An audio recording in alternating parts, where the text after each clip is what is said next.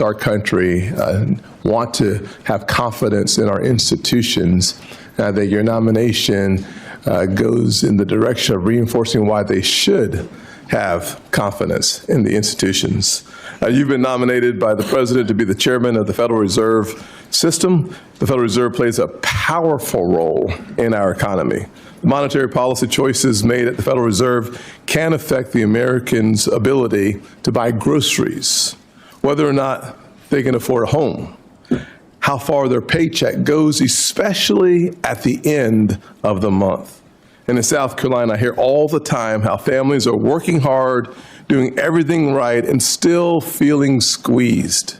Bidenomics made prices go up, and paychecks have not kept pace. Too many parents are stretching every single dollar they have just to cover the basics. And too many workers are wondering when the economy will start to feel stronger at their kitchen table, not just on paper. Congress, President Trump, and his administration are focusing on fixing the disastrous mistakes of Bidenomics to restore Americans' confidence in our economy. Through efforts like the Working Families Tax Cut bill, we are helping Americans keep more of their hard-earned money. Compared to the average tax return under President Biden over 4 years, the average return is up 24% since then.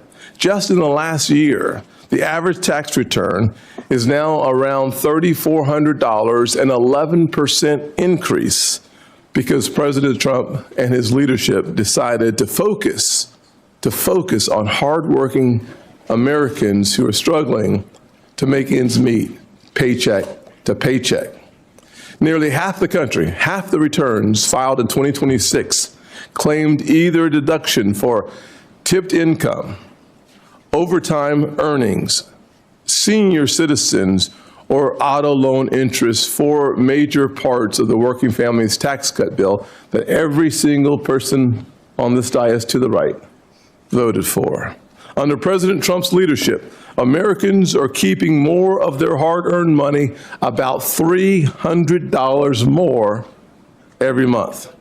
It is necessary that Congress continues to put money back in the hands of everyday Americans, and that is why it is important, and I want to be clear here, that is why it is important that we confirm Kevin Warsh to be the Federal Reserve Chair.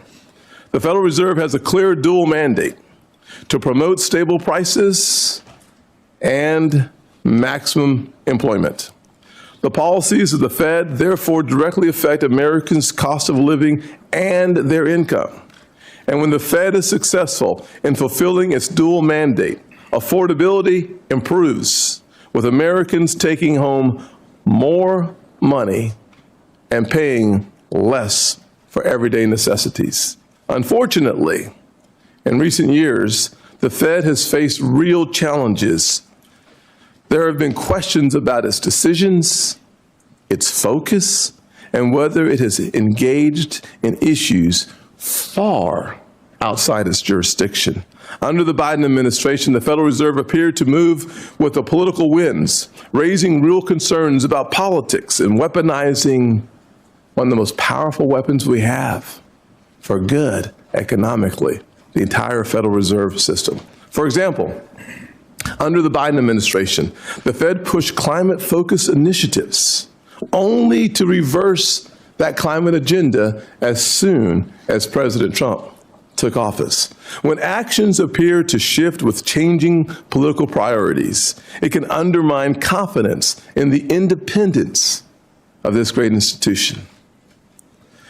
An independent Federal Reserve is essential to achieving its mission. Markets depend on it. Families depend on it, and that independence must be protected. The American people expect the Federal Reserve to stay focused on the economy, not politics. Today's hearing is an opportunity to refocus the Federal Reserve on its dual mandate to increase economic stability and affordability for everyday Americans.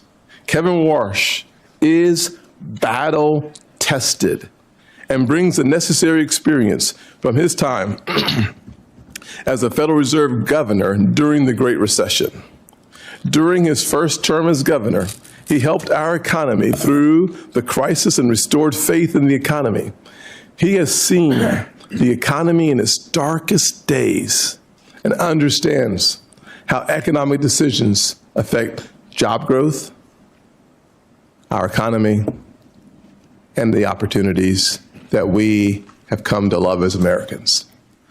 We want every citizen in this country to have a chance to live their version of the American dream. And that means having our private sector economy running as strong as possible, which means your focus has to be on everyday Americans and not politicians, not the political wins, but on everyday Americans who desperately want to restore their confidence in our institutions. Today, this committee will examine the plans Mr. Warsh has for his return to the Fed, this time as chair, and how he plans to lead the institution at a critical moment to deliver lower cost and real relief for working families.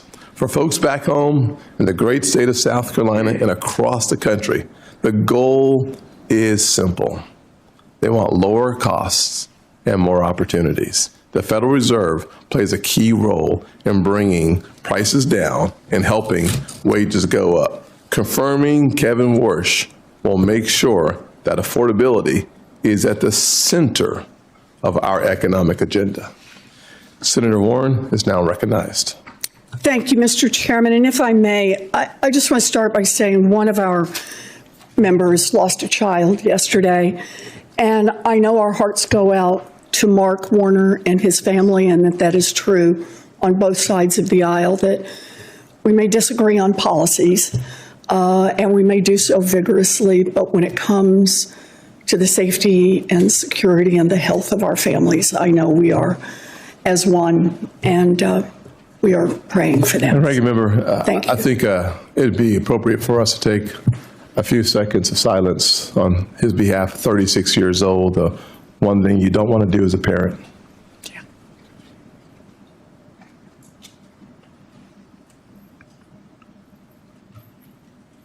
Thank you. Thank you. Thank you, Mr. Chairman, and appreciate all you do. Okay. So we should not be having this hearing today. And here's the context. First, over the past year, President Trump has racked up one economic failure after another, and Americans know that.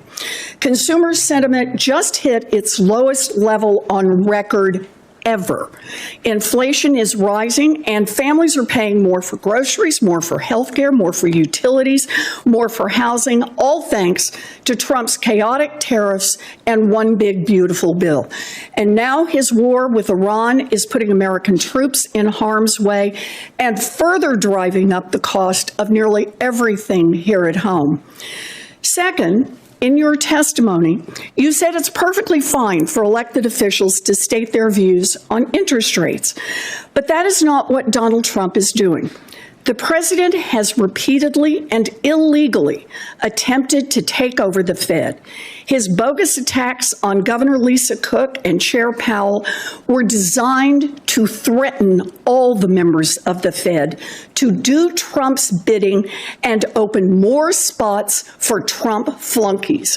Why try to end the independence of the Fed? Because Trump's economic failures are causing him political problems, and he wants the Fed to use monetary policies to artificially juice the economy in the short term, and this is his last chance to do that before the November elections.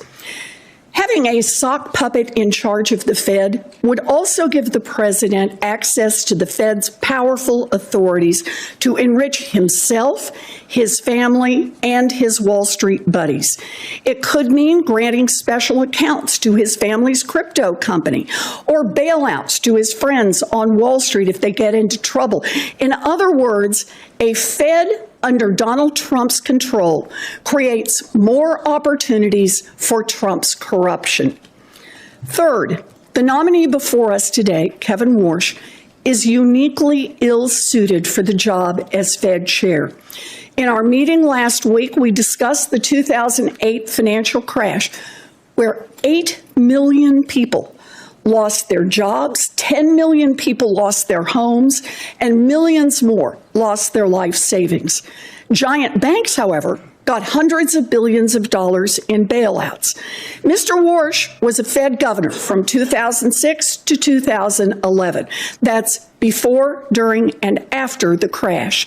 And he said to me that he has no regrets about anything he did.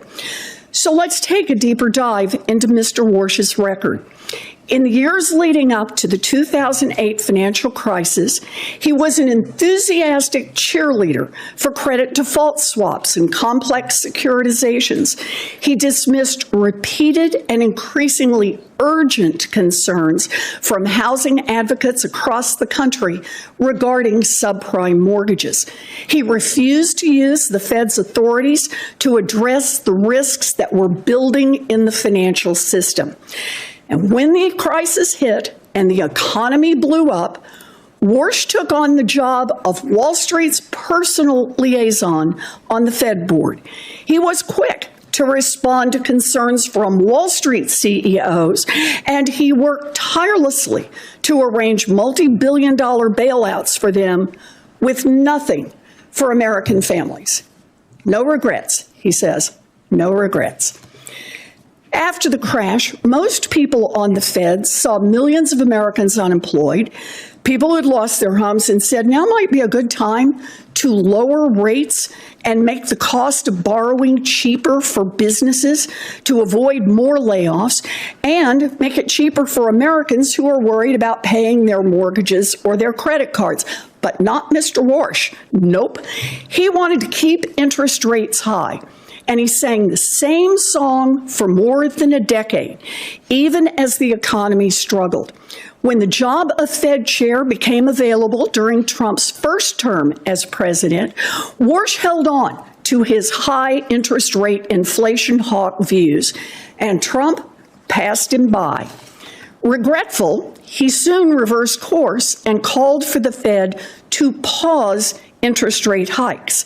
Then, once Trump left office, Mr. Warsh flipped again and was even criticizing the Fed for cutting rates in the fall of 2024.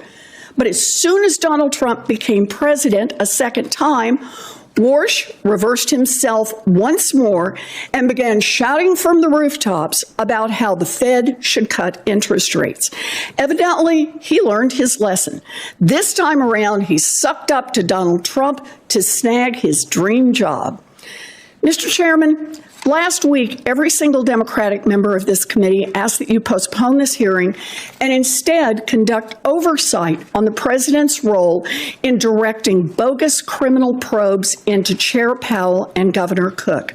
The Senate should not be aiding and abetting Donald Trump's illegal takeover of the Fed by installing his chosen sock puppet as chair. It's an invitation for corruption and for economic catastrophe. We have the power to stop it, and we should be using that power. Thank you, Mr. Chairman.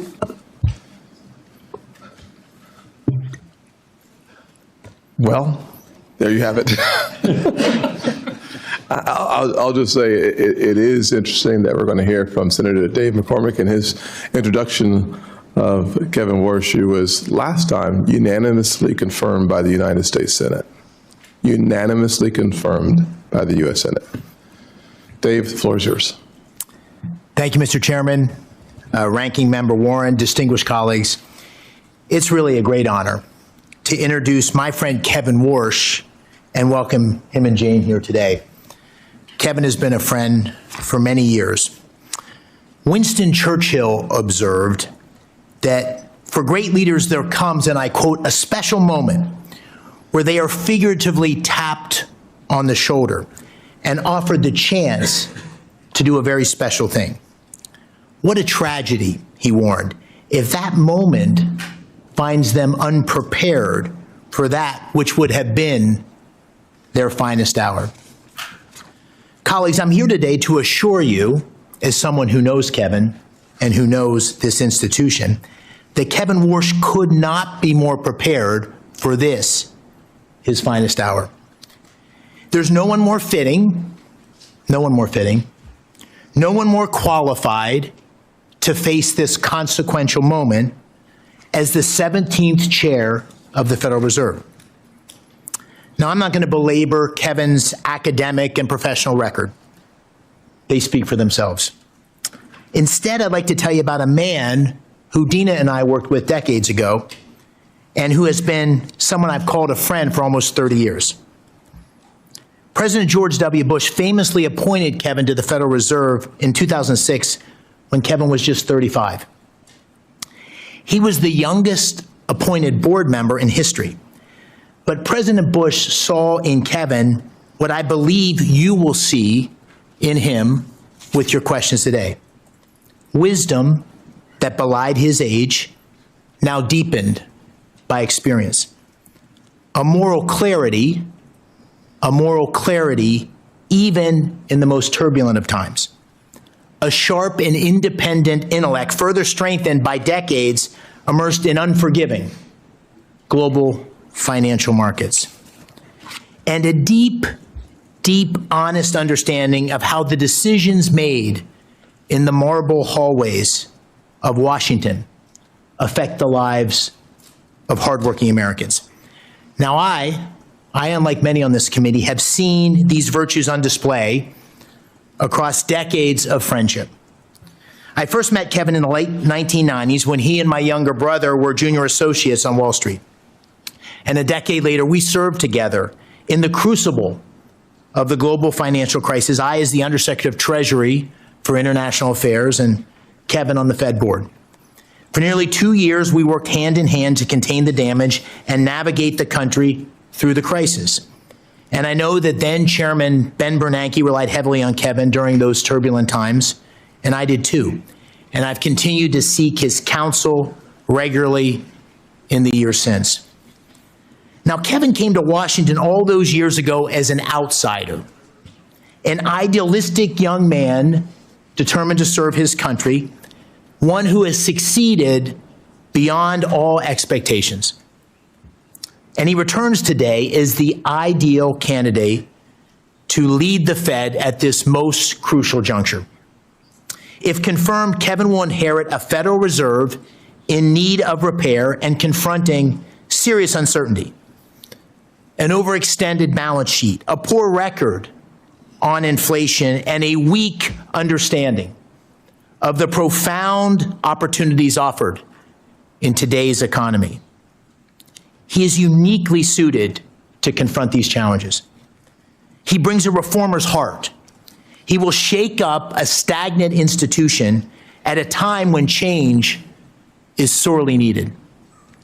He possesses a deep understanding of markets and is trusted by leaders across the financial industry.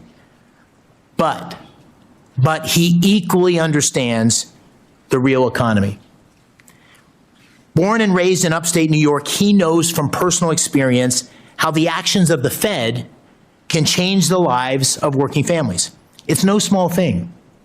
It's no small thing to know firsthand how an increase in gas prices or mortgage rates or an uptick in unemployment affect everyday Americans.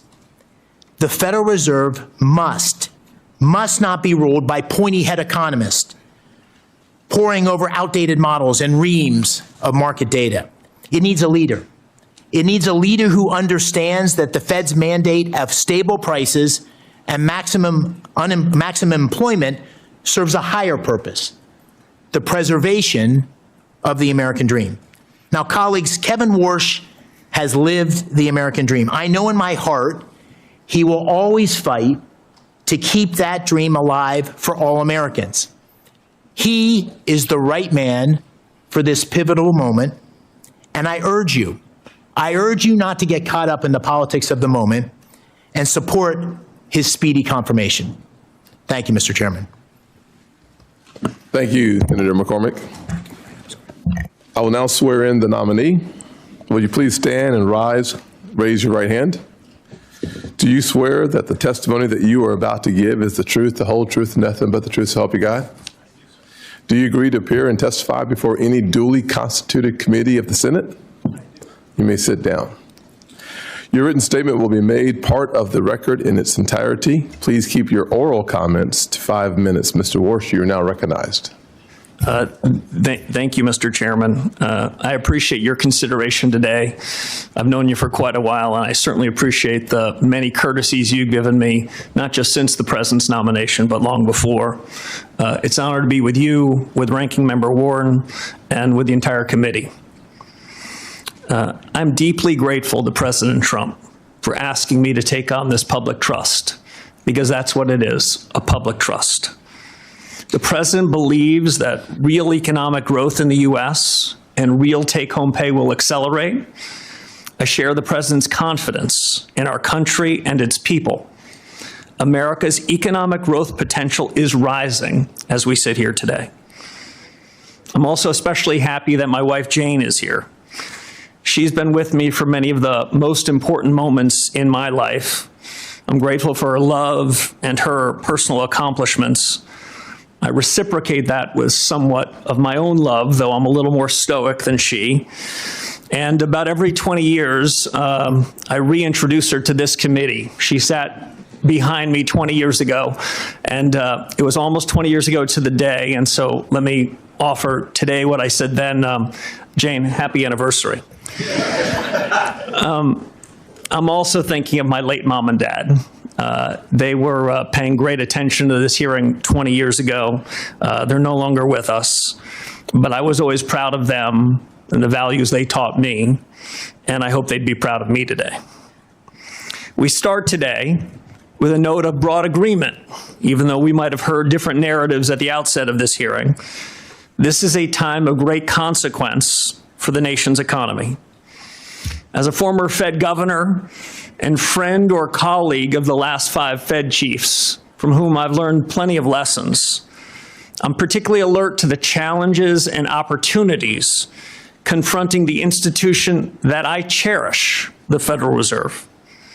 To the President, to the Congress, the nation, I owe my best judgment and my most faithful efforts in serving the mission that you and Congress assigned to the Federal Reserve, including full employment and stable prices. The American people are counting on the Fed to deliver on its commitments, perhaps now more than ever. The real highlights of my life are not on my resume, as Senator McCormick said. They include the individuals with whom I worked and from whom I learned. I graduated from high school in upstate New York. I had some exceptional teachers there and some brilliant classmates. I've learned we're lucky in life if we start out with good influences in learning and in character. A public school education gave me both of these, and I'm grateful. I made my way to Stanford and found myself in the company of some of the most highly accomplished economists and policymakers. George Shultz, former Secretary of State and Treasury, was among the great patriots at the Hoover Institution, who I came to know as a teacher, mentor, and friend. He passed away right after COVID at age 100, but I still feel him with me.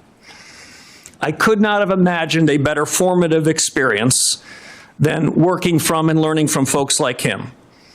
I could tell you about all the things I learned, but maybe the most important was to be around people completely devoted to the ideas and ideals of our country.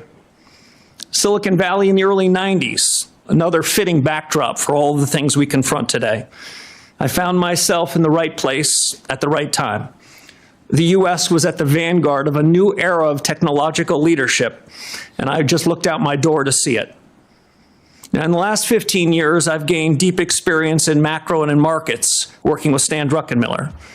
He never held a position in government, but is no less a patriot. He never got a PhD in economics, but I don't know a finer economic thinker. Without their guidance and the guidance of Condi Rice, my friend and I should say my boss at the Hoover Institution, I doubt I would be sitting before you today as the President's Fed Chairman nominee. But I'm certain of one thing. Absent their tutelage, absent their example, I would not be as prepared for the urgent, mission-critical task at hand.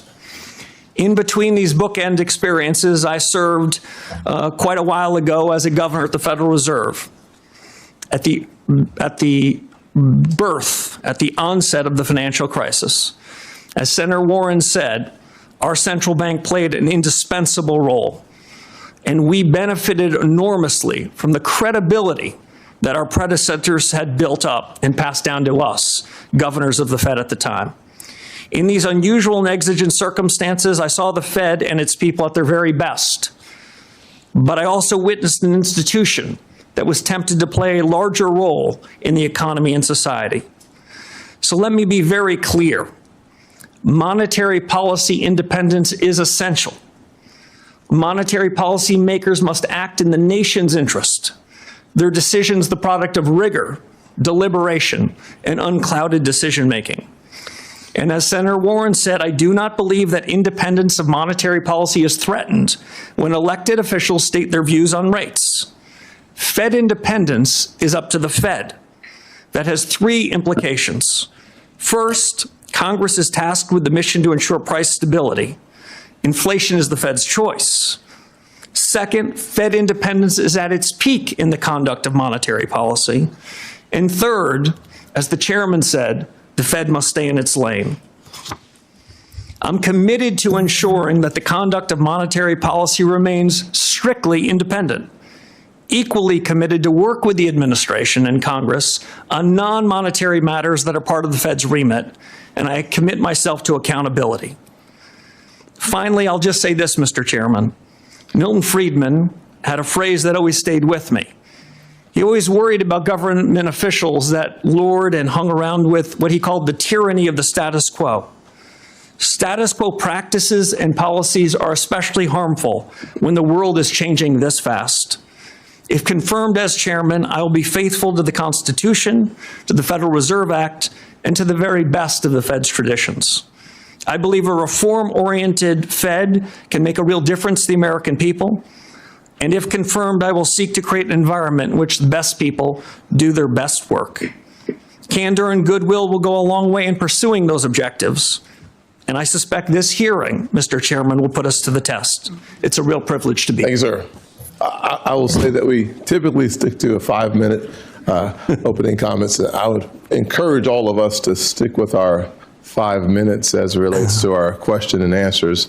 We have full attendance today, and it's going to be really important for us to stick as closely to the 5 minutes as possible. If we go over by much, you'll hear me, which is an indication that you're already over, and I'll do my very best to keep us on time. Kevin, there are so many questions to talk to you about, to ask you about, to be honest with you, and I just want to name a couple of them, and we'll look forward to hearing more on these topics. I will not have enough time to delve into some of the most important issues facing our country. I'll take two of those issues and focus my time. I'm sure my colleagues on either side will have a conversation with you and ask questions about AI. The AI future is going to have massive impact on where we go as a nation. It's going to have a massive impact on your dual mandate as it relates to full employment. Our production may go up while our employment stays flat. So this is a really important question that at some point we should delve into. I also think that someone should spend some time talking about our balance sheet. We have nearly a $7 trillion balance sheet at the Federal Reserve. Too much attention has been paid to your balance sheet, and not enough attention has been paid to the nation's balance sheet. And I think it's really important for us to dig into that issue as well. Digital assets, the future of finance in the world seems to have a major component of it being digital assets. The market structure legislation, we don't want your comment on, but the important role of the blockchain in the future is another really important part of the future of our economy. I will spend some time talking about affordability and the importance of the independence of the Fed. One of the things I've appreciated about your previous comments is the importance that you have placed on the dual mandate, stable prices, which typically comes through the form of interest rate changes, as well as promoting maximum employment. I think those two will become more challenging in the current environment. One, obviously, the second one being the AI and the future of full employment. You've criticized the Federal Reserve for getting too big, mismanaging inflation. I'm sure you know the definition of transitory, so I won't ask you, but I've got a feeling you know. And Some of your predecessors did not. Compromising the independence of the Fed, I think we should spend more time on finance, less time on climate change, on politics, on who is or who's not in charge. I think you would agree on those issues, though I will not ask you. I will ask you, however, that under your leadership, how will you steer the Federal Reserve to address the real life issues of affordability is my first question. And my second question will be about how do you make sure that the Federal Reserve stays out of the lane of external influences? Well, thank you, Mr. Chairman. There's probably no more pressing question than the cost of living. We know at the Federal Reserve that price stability was an objective that you and your colleagues gave to the Fed. So when, over the course of the last several years, especially after COVID, when prices went up to the tune of 25 to 35% for virtually all deciles of the American people, that's an indication that the Fed missed its mark. And we are still dealing with the legacy of the policy errors in 2021 and 2022. Once you let inflation take hold in the economy, it's more expensive and harder to bring it down. And so the fatal policy error going back 4 or 5 years is still a legacy that we're dealing with. We need, in my judgment, fundamental policy reforms to fix it. And while it's true that inflation is less problematic, meaning the rate of change in prices is less severe than it was some years ago, hardworking Americans are no doubt feeling it. I think that means a regime change in the conduct of policy. I think that means a different new inflation framework. I look forward to working with my colleagues at the Fed, if confirmed, to achieve that. I think it means, as you suggested, using tools differently. The Fed has an interest rate tool and a balance sheet tool. My view is the interest rate tool gets in the cracks. It's fairer. The balance sheet tool disproportionately helps those with financial assets. The interest rate tool hits the entire economy. So we need a new framework, new tools, and I'd also say, Mr. Chairman, new communications. Yes. I think part of the reason why, after making a mistake in 2021 and 22, the mistake was compounded is the Fed gives its forward guidance. The Fed tells the whole world what their dots are going to be, what their forecasts are going to be. Well, the Fed's human. Then they hold on to those forecasts longer than they should. I think that if the Fed were to wait until it gets into a meeting before making a decision, that incremental deliberation can keep the central bank from compounding its errors. I think these are big changes that are needed, and if confirmed, I look forward to doing it. Thank you very much. Ranking Member Warren. Thank you, Mr. Chairman. So the Fed has been plagued by deeply disturbing ethics scandals in recent years involving at least 6 Fed officials. So it's critical that the next chair have no financial conflicts, none. You have more than $100 million in investments that you have refused to disclose to ethics officials and to the public. So let me ask, do the Juggernaut Fund or the THSDFS LLC invest in any companies affiliated with President Trump or his family, companies that have facilitated money laundering, Chinese-controlled companies, or financing vehicles established by Jeffrey Epstein? Senator Warren, thank you. So let me first share a point of agreement with you. The Fed has 2 tools. One is its monetary policy, and the second is its credibility. And the scandals that you talked about, the ethics problems you talked about, went to the core of the credibility that has hurt the Fed. Could you answer my question, please? I asked. You have $100 million in undisclosed assets. And what I'm asking is, are any of those with this outfit that invests in companies affiliated with President Trump or his family, companies that have facilitated money laundering, Chinese-controlled companies, or financing vehicles set up by Jeffrey Epstein? It's a yes or no question.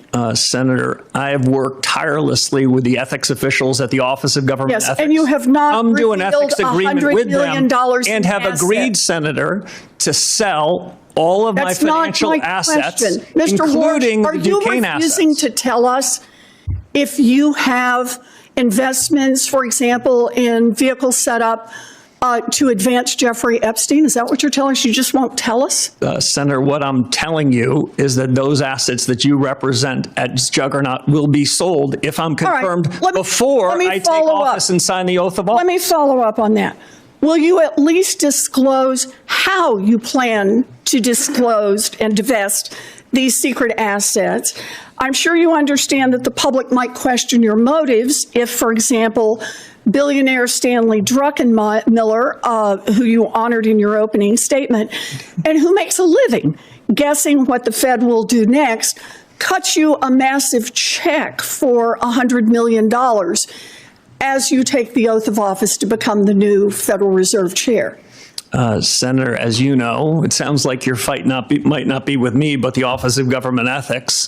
I have come to full agreement with them and have agreed to divest all of those assets. I'm asking you a very straightforward question, before I take the oath of office. And that is, will you disclose how you divest those assets, or will you just collect a check for $100 million from someone whose whole business is betting on what the Fed will do? As I said to the ethics officials at the Federal Reserve and the Office of Government Ethics, they agreed, I'll take that as a I no would as be well. redeeming my assets before I take office. Donald Trump has made clear that he does not want an independent Fed. In fact, he has said, and I quote, "Anybody that disagrees with me will never be Fed chairman." And he's made clear that you are his sock puppets, saying last week that interest rates will drop, quote, "when Kevin gets in." Yeah, I think they do. Not when economic conditions change, we'll get lower rates. Not when the economy needs it. Nope. He said, when my guy, Kevin Warsh, is in there, we'll get the interest rates that I, Donald Trump, wants. So independence takes courage. Let's check out your independence and your courage. We'll start easy. Mr. Warsh, did Donald Trump lose the 2020 election? We try to keep politics, if I'm confirmed, out of the Federal I'm just Reserve. asking you a factual question. I need to know, I need to measure your independence and your courage. Senator, I believe that this body certified that election many years ago. That's not the question I'm asking. I'm asking, did Donald Trump lose in 2020? Man, I'm suggesting you in 2020, the Fed made a huge inflation problem, and you certified the election. So let me ask you another question. Out of monetary policy. In our meeting, you said you would be independent because you're, quote, a tough guy. Those were your words, tough guy. And you will be able to stand up to President Trump. So let's try it again. Name one aspect of President Trump's economic agenda with which you disagree. Well, Senator, the Federal Reserve in recent years has wandered outside of its remit, wandered into other areas. I'm asking for something That's not something I'm prepared with Donald to do. Trump on. If I'm confirmed, the Federal Reserve should stay in its lane. Just one little place where you disagree with Donald Trump. Well, I do have a disagreement, actually, Senator, with the president. I think even this morning, he said that he thought I was out of central casting. I think central casting, I'd look older, grayer, and maybe show up here with a cigar of sorts. Quite adorable. But, you know, we need a Fed chair who is independent. That's the only way we preserve the independence of the Federal Reserve. If you can't answer these questions, you don't have the courage and you don't have the independence. I agree with you on independence, Senator. Senator Rounds. Thank you. Thank you, Mr. Chairman. Mr. Warsh, first of all, welcome. And I appreciated the opportunity to visit with you personally within the office. I agree with you, and I think Fed independence is critical. And I think that's an item that you and I agree on wholeheartedly. I want to take an opportunity just to kind of perhaps give you an opportunity to respond. I know that the ranking member had a number of items that she expressed concerns with. I'd like to give you an opportunity to just kind of work this way through. And let me just ask you a few questions, and I'll allow you to take the time to fully answer the questions. As I understand, Mr. Warsh, you worked with the career ethics professionals at the Office of Government Ethics and at the Fed to come to an agreement in terms of your dissolution of some of the assets that you as a businessman have. Is that correct? Yes, Senator, that is correct. I worked with the Fed ethics officials first, answered all of their questions, then with the career professionals, the Office of Government Ethics, answered all of their questions, and then they wrote up an ethics agreement, which is part of the public record. But because I agree with Senator Warren on the ethical questions that have been raised over the last several years by several people that were members of the FOMC, so that there's no question about my independence, no question about the clarity of my financial record, I agreed to divest virtually all of my financial assets, the large majority of which will be divested before I raise my right hand and am sworn into office if confirmed by this body. So I've gone above and beyond, not for any other special reason other than the Fed needs to reestablish its credibility because the conduct of policy depends on it. So let me just, for the record, the agreement which you have signed clearly states that you have agreed to divest your assets that are in question within 90 days of confirmation if you have not already divested them. That is correct. Yes, Senator, and in fact, the large majority of those assets will be divested before I am sworn into office if confirmed. Thank you. The career ethics professionals were the ones that basically had sent your signed paperwork to this committee's chief clerk. I really question whether or not they would have done that if they did not come to the ethics agreement with you in the first place, correct? Yes, I presume that's right. We had a very good working relationship, and I'm happy to be sitting after the divestiture and cash or T-bills or whatever is the permitted asset so we can get back to the business of fixing the Fed, reforming an institution that has lost its way a bit, that has missed the mark. As Chairman Scott said at the outset, this inflation risk is still something that's being talked about around kitchen tables and boardrooms. My preferred definition of stable prices is a little different than most academics. I believe that price stability should be a change in prices such that no one's talking about it.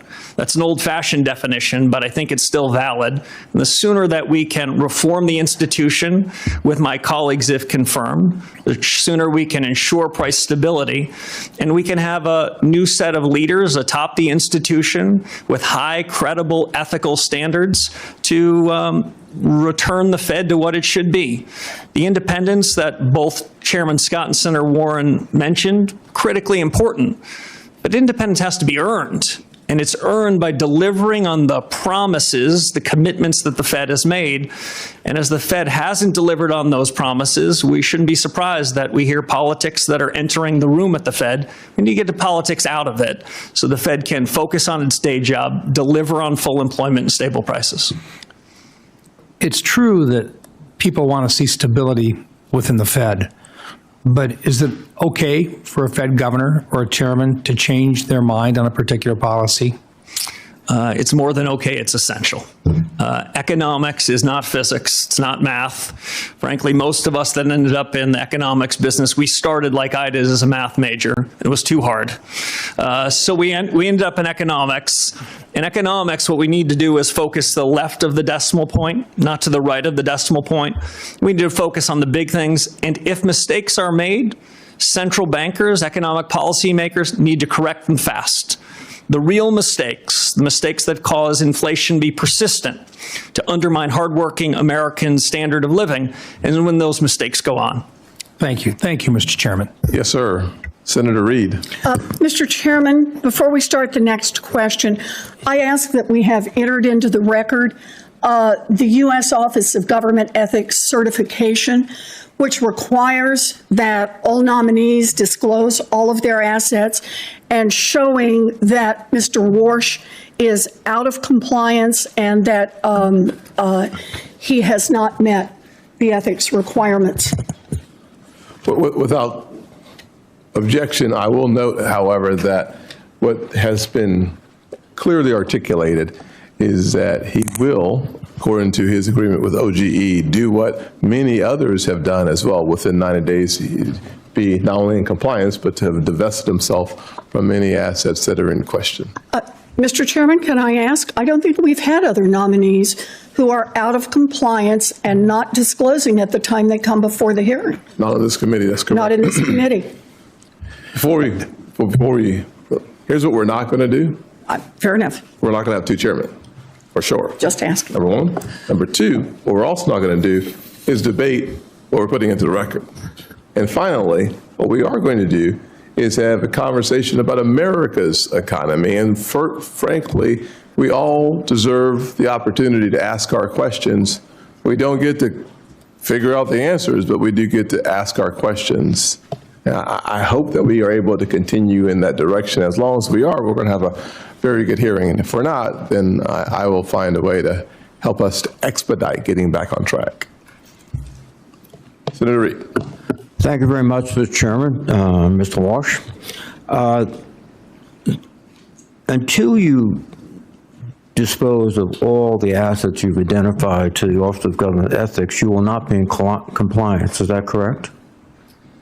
That's not my understanding. Excuse me, sir. My understanding is that a signed ethics agreement provides duties and responsibilities on me and duties and responsibilities on the government, and that's what the nature of the ethics agreement is. You have an agreement that within 90 days you will dispose of all your assets. All your assets. Is that correct? Senator, I have an agreement within 90 days so that there is no appearance of anything inappropriate, that I would divest all of my assets, the majority of which before sworn in. What I've disclosed, Senator, is all the information that is mine to disclose. I've shared all information about assets that I control and that I can share, which I did much to the satisfaction of the Government Ethics Office. Excuse me. What you've said is that you will take the oath, if confirmed as chairman, with assets that have already been identified as presenting potential conflicts of interest.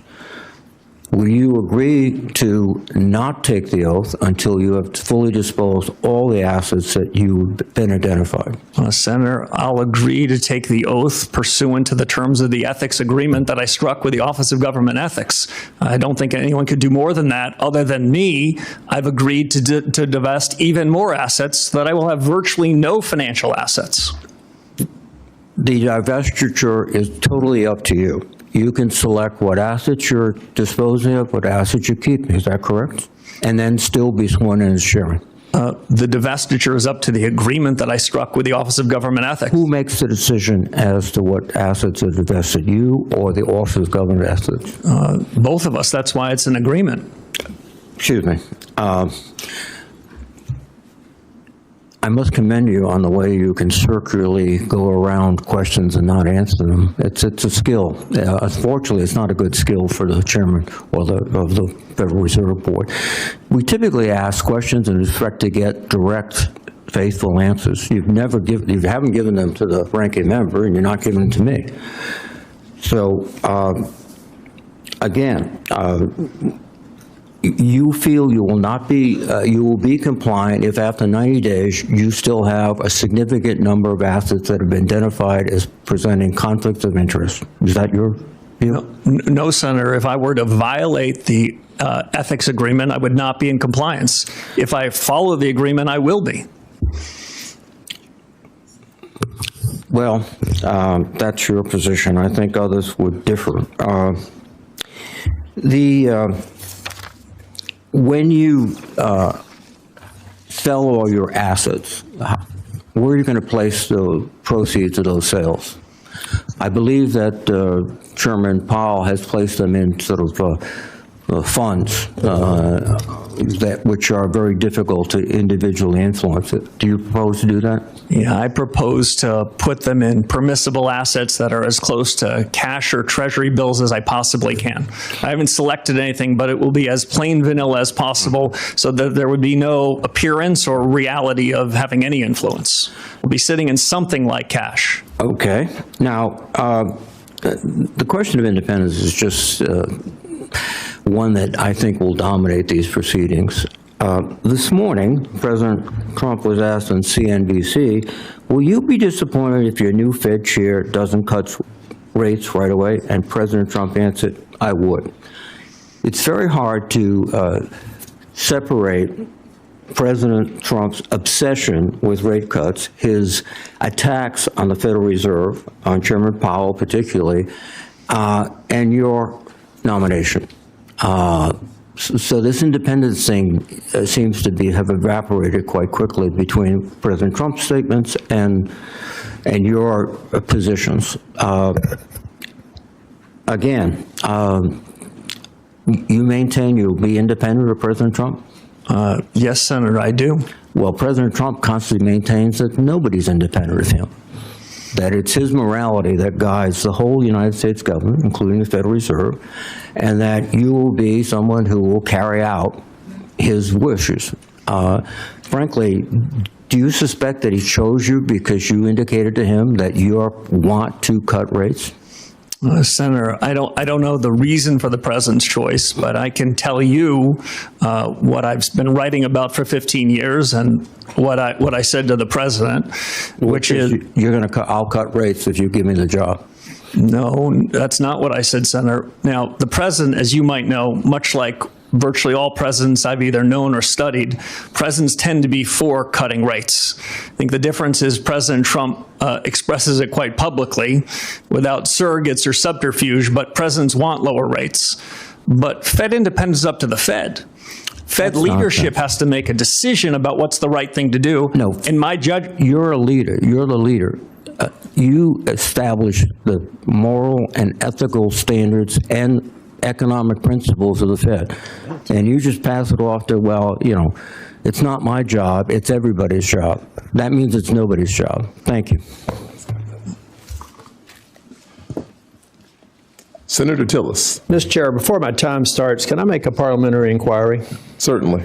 I want to make sure that we get this right, because I'm not an attorney, but I think it's pretty important to suggest that according to Mr. Warsh, he has signed an agreement that is in compliance provided that he executes the agreement. Correct. So we should not have into the record that he is before us out of compliance, because you stipulated that what Senator Warren said was a first of a kind here, but he is not out of compliance. He has agreement that if he executes, will be in compliance. That's why he's properly before us. And I just want to make sure for the record that that is clear. Yeah, very clear. Let me just say it. I'm going to reiterate what you just said, but I was writing it down myself. The Office of Government Ethics has entered into an agreement with Kevin Warsh that he has up until 90 days after confirmed to divest of his assets. So the word, I mean, to non-attorneys here, I heard someone say he's before us out of compliance, and that's why I checked with the staff to be absolutely certain. He is properly before us. He will be in compliance if he executes agreement that addresses the concerns that have been presented by some of my colleagues on the other side of the aisle. I just want to confirm for the record that that is in fact accurate. So if we're doing a matter here of, is this parliamentary inquiry? Is that what this is? I've made a parliamentary inquiry, so I'm not burning my time on something that I thought felt like a cheap shot to say he's out of compliance when in fact he's not. Then I'd like to ask the other question, and that is, have we seen this agreement? Do we have any way to verify that, in fact, these sales will occur if we have no idea what's in them and no one has told? And let's remember the law for a minute. The Fed, unlike other parts of government, do not have a 90-day you can be out of compliance. Fed law is explicit that you cannot own any portion of a financial interest in a bank. Mr. President, Mr. Chairman, excuse me for interrupting. Senator, now I'm going to let the attorneys take over. Are we going to all get extra time here? No. I'd like an extra 3 minutes. All right. Okay. Mr. Chair, I just, for the record, and the only reason I said that was a parliamentary inquiry, so it doesn't count. Yeah. But, okay. Mr. Chair, the reason I mentioned that is because you had stipulated it. I don't think you meant it this way, but you as a chair said that this is the first of a kind of someone being out of compliance. I don't think you meant that. I wanted to make sure it was clear for the record. Well, let me just be very clear again. The career ethics professionals were the ones that sent Mr. Warsh's signed paperwork to this committee's chief clerk. They would not have done so if they did not come to an ethics agreement with Mr. Warsh. Mr. Kennedy, Senator Kennedy does raise a good point. We are going to stick to our timeline, and I appreciate you raising the point of how long an inquiry can go on, and that does not buy you more time unless, of course, we all decide we want more time, and then I would rule on that, and I would rule against it. Thank you, Mr. Chair. Mr. Warsh, congratulations.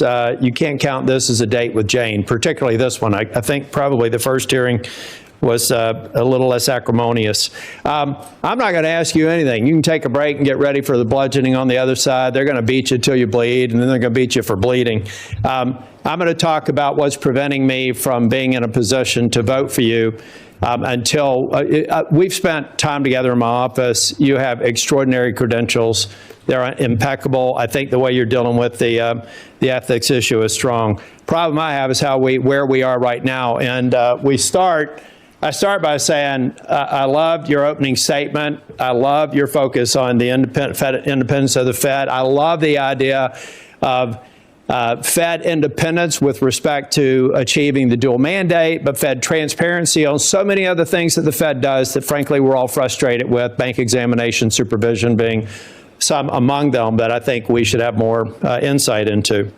Mr. Chair, I'd like to submit for the record 2 executive orders under President Trump, one in 2020 and one in 2025, talking about making federal architecture beautiful again and focusing on trying to preserve the integrity of old buildings. Without objection. Thank you. And Mr. Chair, I will be submitting an analysis, but if we can go to slide 2 and turn it up right. Much has been made about the building project that has Chair Powell under investigation. I'm not going to get into the details except to say that I used to work for a firm that did audit and compliance, so I'm naturally wired to go back from the ground up and figure out what the deal is. Here's what I know. The Martin building has been conflated into this project to make it a $4 billion building. Even if you put the Martin building in, it's a $3 billion building. The reality is, what we're talking about is the Eccles building and the East building, for which, bring that up higher, Jack, you're a tall guy so people can see it. These are the overruns. And these overruns occurred in part because the cost of inputs went up 69% since the original estimate. Asbestos was identified. Remediation was required. Pylons had to be built underneath the building because it turns out they used it as a landfill and they had a water table issue. There were a variety of reasons why this building went over budget. And as a matter of fact, if we put everybody in prison in federal government that had a budget go over, we'd have to reserve an area roughly the size of Texas for a penal colony because of the way government projects work. And the reality is the overage of inflation adjusted was about $730 million, the majority of which seems to be legitimate. Next slide. Not acceptable, unfortunate, but legitimate. Now, what I've really got a problem with, and we're talking about Fed independence. By the way, I think you're going to be independent. You have to be. You got to convince 11 other people to vote with you, at least a majority. It's a consensus organization. You try to get the majority to. Most of these votes are 11-1. So if anybody thinks the president can appoint somebody and you unilaterally can control things, you're going to be an unsuccessful chair if history is any guide, and you've served under some of the best. So I know you're going to do it right. The problem that I have here is that we had some U.S. attorney with a dream, or assistant U.S. attorney, thinking it would be cute to bring Chair Powell under an investigation just a few months before the position was going to be open. This happened this year. Normal course and speed. Here's how it works at the Fed. May the 15th, the term would have expired. We'd be having this hearing. You'd be getting confirmed. Custom also suggests that the sitting chair, even though he has 2 years left on his term, would have exited. But instead, we have somebody who thinks a building project that went over by about $700 million with a lot of what seemed to be justifications for it are holding up this whole process. It sounds like to me somebody over in the DOJ didn't even check with the boss. The boss said on the same night that I said I can't go forward until this bogus investigation is done with, said he didn't know anything about it. So we've got people in DOJ over in the D.C. circuit or the D.C. district doing these investigations. We have got to end this investigation. Big DOJ didn't know about it. The president didn't know about it. Let's get rid of this investigation so I can support your confirmation. Mr. Warsh, the only thing I've found the least bit odd about you is you've never watched an episode of Seinfeld. You've spent so much time at being a rock-solid economist that you're not even taking time away for a little laugh like that. I look forward to supporting your nomination, and I look forward to this investigation being taken down. If the chair wants to have all of our subcommittees start looking at capital expenditure projects for the agencies that we're overseeing, I think that's a great idea. And I'd like to be on a committee specifically drilling down on this analysis. If somebody can prove me wrong, I'd be happy to make a criminal referral. But I don't have the D.C. circuit tell me a crime was committed when 7 members on this committee said it wasn't, including the chair. Thank you, Mr. Chair. You're welcome. Only one question. What is Seinfeld? Senator Van Hollen. Mr. Chairman, thank you. Mr. Warsh, good to see you. Reviewing your record, I am concerned that your position on interest rates seems to shift with what's politically convenient, rather than based on sound economic judgment. In the aftermath of the 2008 financial crisis, the worst recession since the Great Depression, with some of the worst unemployment in our lifetimes, you were a hawkish voice, expressing concern that the Fed might wait too long to raise rates. I think you got it wrong then, but now you seem to have swung 180 degrees in the opposite direction to embrace lower rates, a view that conveniently aligns with the president who nominated you. You've made this pivot even as today prices are too high. I think we all know that. Our economy works for families when prices are affordable and unemployment is low. That's why price stability is an important part of the Fed's mandate, right? Senator, yes. And the Fed uses its monetary policy tools for price stability and full employment. That's the job Congress gave to the Fed. Here's how Ben Bernanke described how the Fed uses those tools. He said, and I'm quoting, "Generally, if economic weakness is the primary concern, the Fed acts to reduce interest rates, which supports the economy. If the economy is overheating, the Fed can raise interest rates to constrain inflationary pressures," end of quote. So that's a textbook model of the Fed. Cutting rates supports the economy, but can lead to higher inflation, while raising rates helps to fight inflation, but can limit growth. Do you agree with Chairman Bernanke that that's generally how the Fed can use monetary policy to affect the economy? Senator, I do agree generally with that proposition, but I'll note at a moment like this, the supply side of the economy is changing dramatically. So the core of what Chairman Bernanke said is a question about what's the economy's potential. As I said in my opening remarks, I think the economy's potential is growing quite quickly, and that makes the decision that you tee up to be a difficult one, and one that the Fed's going to have to dig deep in evaluating what's the right policy choice in the upcoming meetings. Well, I want to push you a little bit on that in a moment, but right now the Fed has set its main interest rate at 3.5 to 3.7%. Last December, President Trump told the Wall Street Journal he wanted to cut rates to 1% and maybe lower than that by the end of this year. So just to better understand how you think about economics, in the economic model Bernanke laid out, let's say there's an economy with decent growth and no recession. If the central bank were to cut rates from 3.5 to 1% or lower, a massive cut, that would typically push prices up, right? Senator, unlike many of my colleagues, past and present, I don't believe in forward guidance. I don't believe that I should be previewing for you what a future decision might be. I think it's essential that the Fed make decisions in the room. Mr. Warsh, I'm not asking you what decision you would make. Obviously, that's going to be up to you. I'm asking you for the framework in which you think about these things. And it seems a pretty straightforward question about what would happen if we reduced interest rates by the end of this year to 1% or less. And under the Bernanke model, and I think almost every economist or most economists would say that that will drive up prices. And so that's what I'm asking you. Would you agree that that would likely drive up prices? So, Senator, the Fed has two important monetary policy tools. One is interest rates, and the other is a balance sheet that we created in the 2008 financial crisis. Those tools should be working in concert, not at cross purposes. So it's hard for me to isolate one variable when we'd have to have a discussion on the other. All right. But generally, sorry.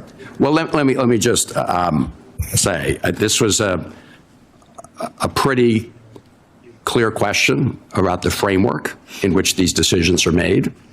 I have heard you talk about how AI may change that calculation. Yes.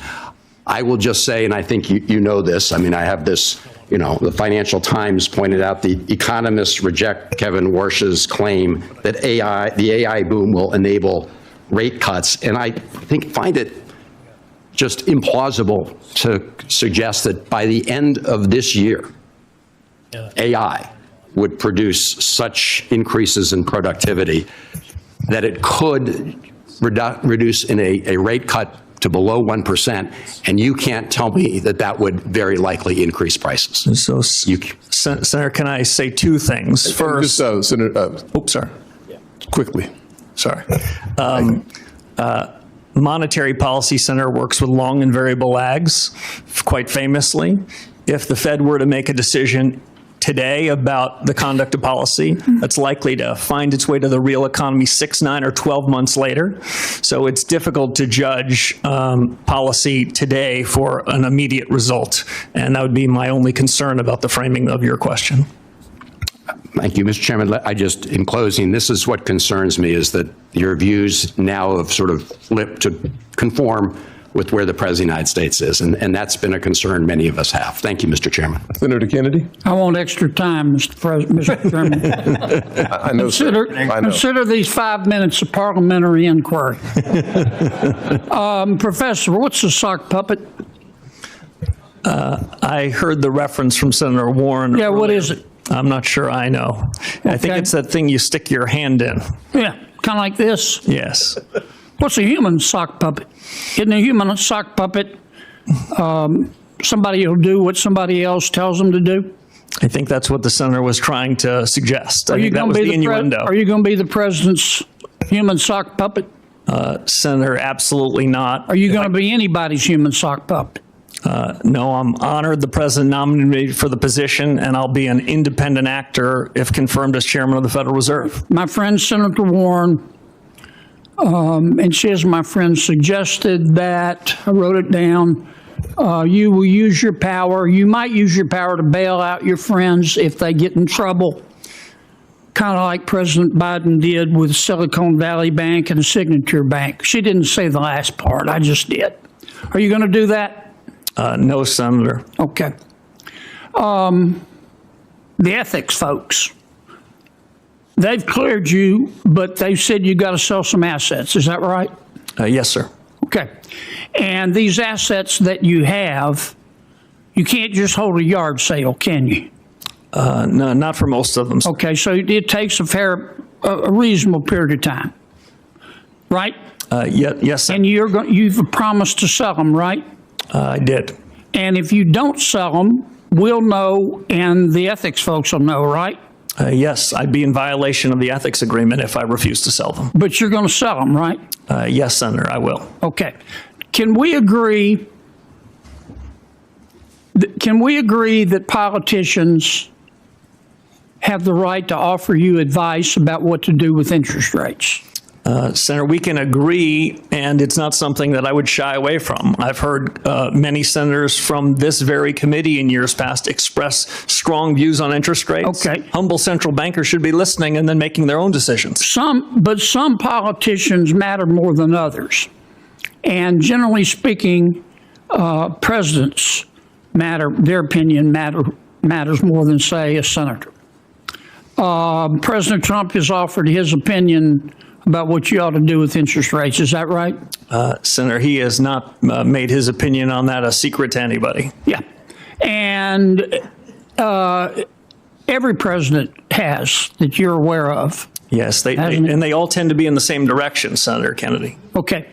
Now, the problem is, can we agree that your credibility as Fed chairman is the most important thing you have? It's the most important thing to me, it's the most important thing to the institution, and it's the most important thing to the successful conduct of policy. Okay, If the markets that's a yes, right? Yes, Senator. Okay. The problem is that President Trump has said he's not going to appoint anybody who wouldn't agree to lower interest rates. Have you agreed with the president that you're going to lower interest rates? Senator, I'm glad you framed it that way. The president never asked me to predetermine, commit, fix, decide on any interest rate decision in any of our discussions, nor would I ever agree to do so. So the president has never sat you down, looked you in the eye, and said, here's the deal, Scooter, I'm going to appoint you, but you got to agree to lower interest rates. That didn't happen, or did happen? The president never once asked me to commit to any particular interest rate decision, period, and nor would I ever agree to do so if he had, but he never did. I was honored he nominated me. Like everyone else in the committee in the world, I've heard his view on interest rates. It sounded very similar to me to every other president in economic history that I've studied. Okay, I've got one more question because I'm about to run out of my parliamentary inquiry time. I've heard your argument the last few months about artificial intelligence has made us so productive, labor so productive that companies don't have to raise prices. Therefore, inflation isn't a problem. Therefore, rates can be cut. Do you really believe that right now? No, that is not how I would characterize the story on AI. Okay, but you've said what I just said, haven't you? I've said that this is the most disruptive moment in modern economic history in the U.S. and the world. I've said that artificial intelligence, AI, short for American let me stop you because the chair's going to cut me off. Oops, sorry. Here's my worry, that a lot of this stuff about artificial intelligence making us more productive is a bunch of hype by people who want to sell stock in an IPO. Okay, I'd be careful there. Yeah. Thank you, Mr. Chairman. I'll get to my 5 minutes in a little bit. So you come back about midnight, sir, and we'll go ahead. Start all over again. Brand new day, sir. Brand new day.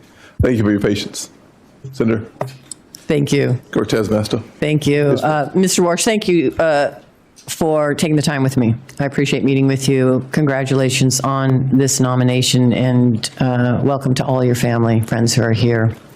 Let me talk to you about a couple of things. It's really around economic theory, and we have talked a little bit about this when we were meeting.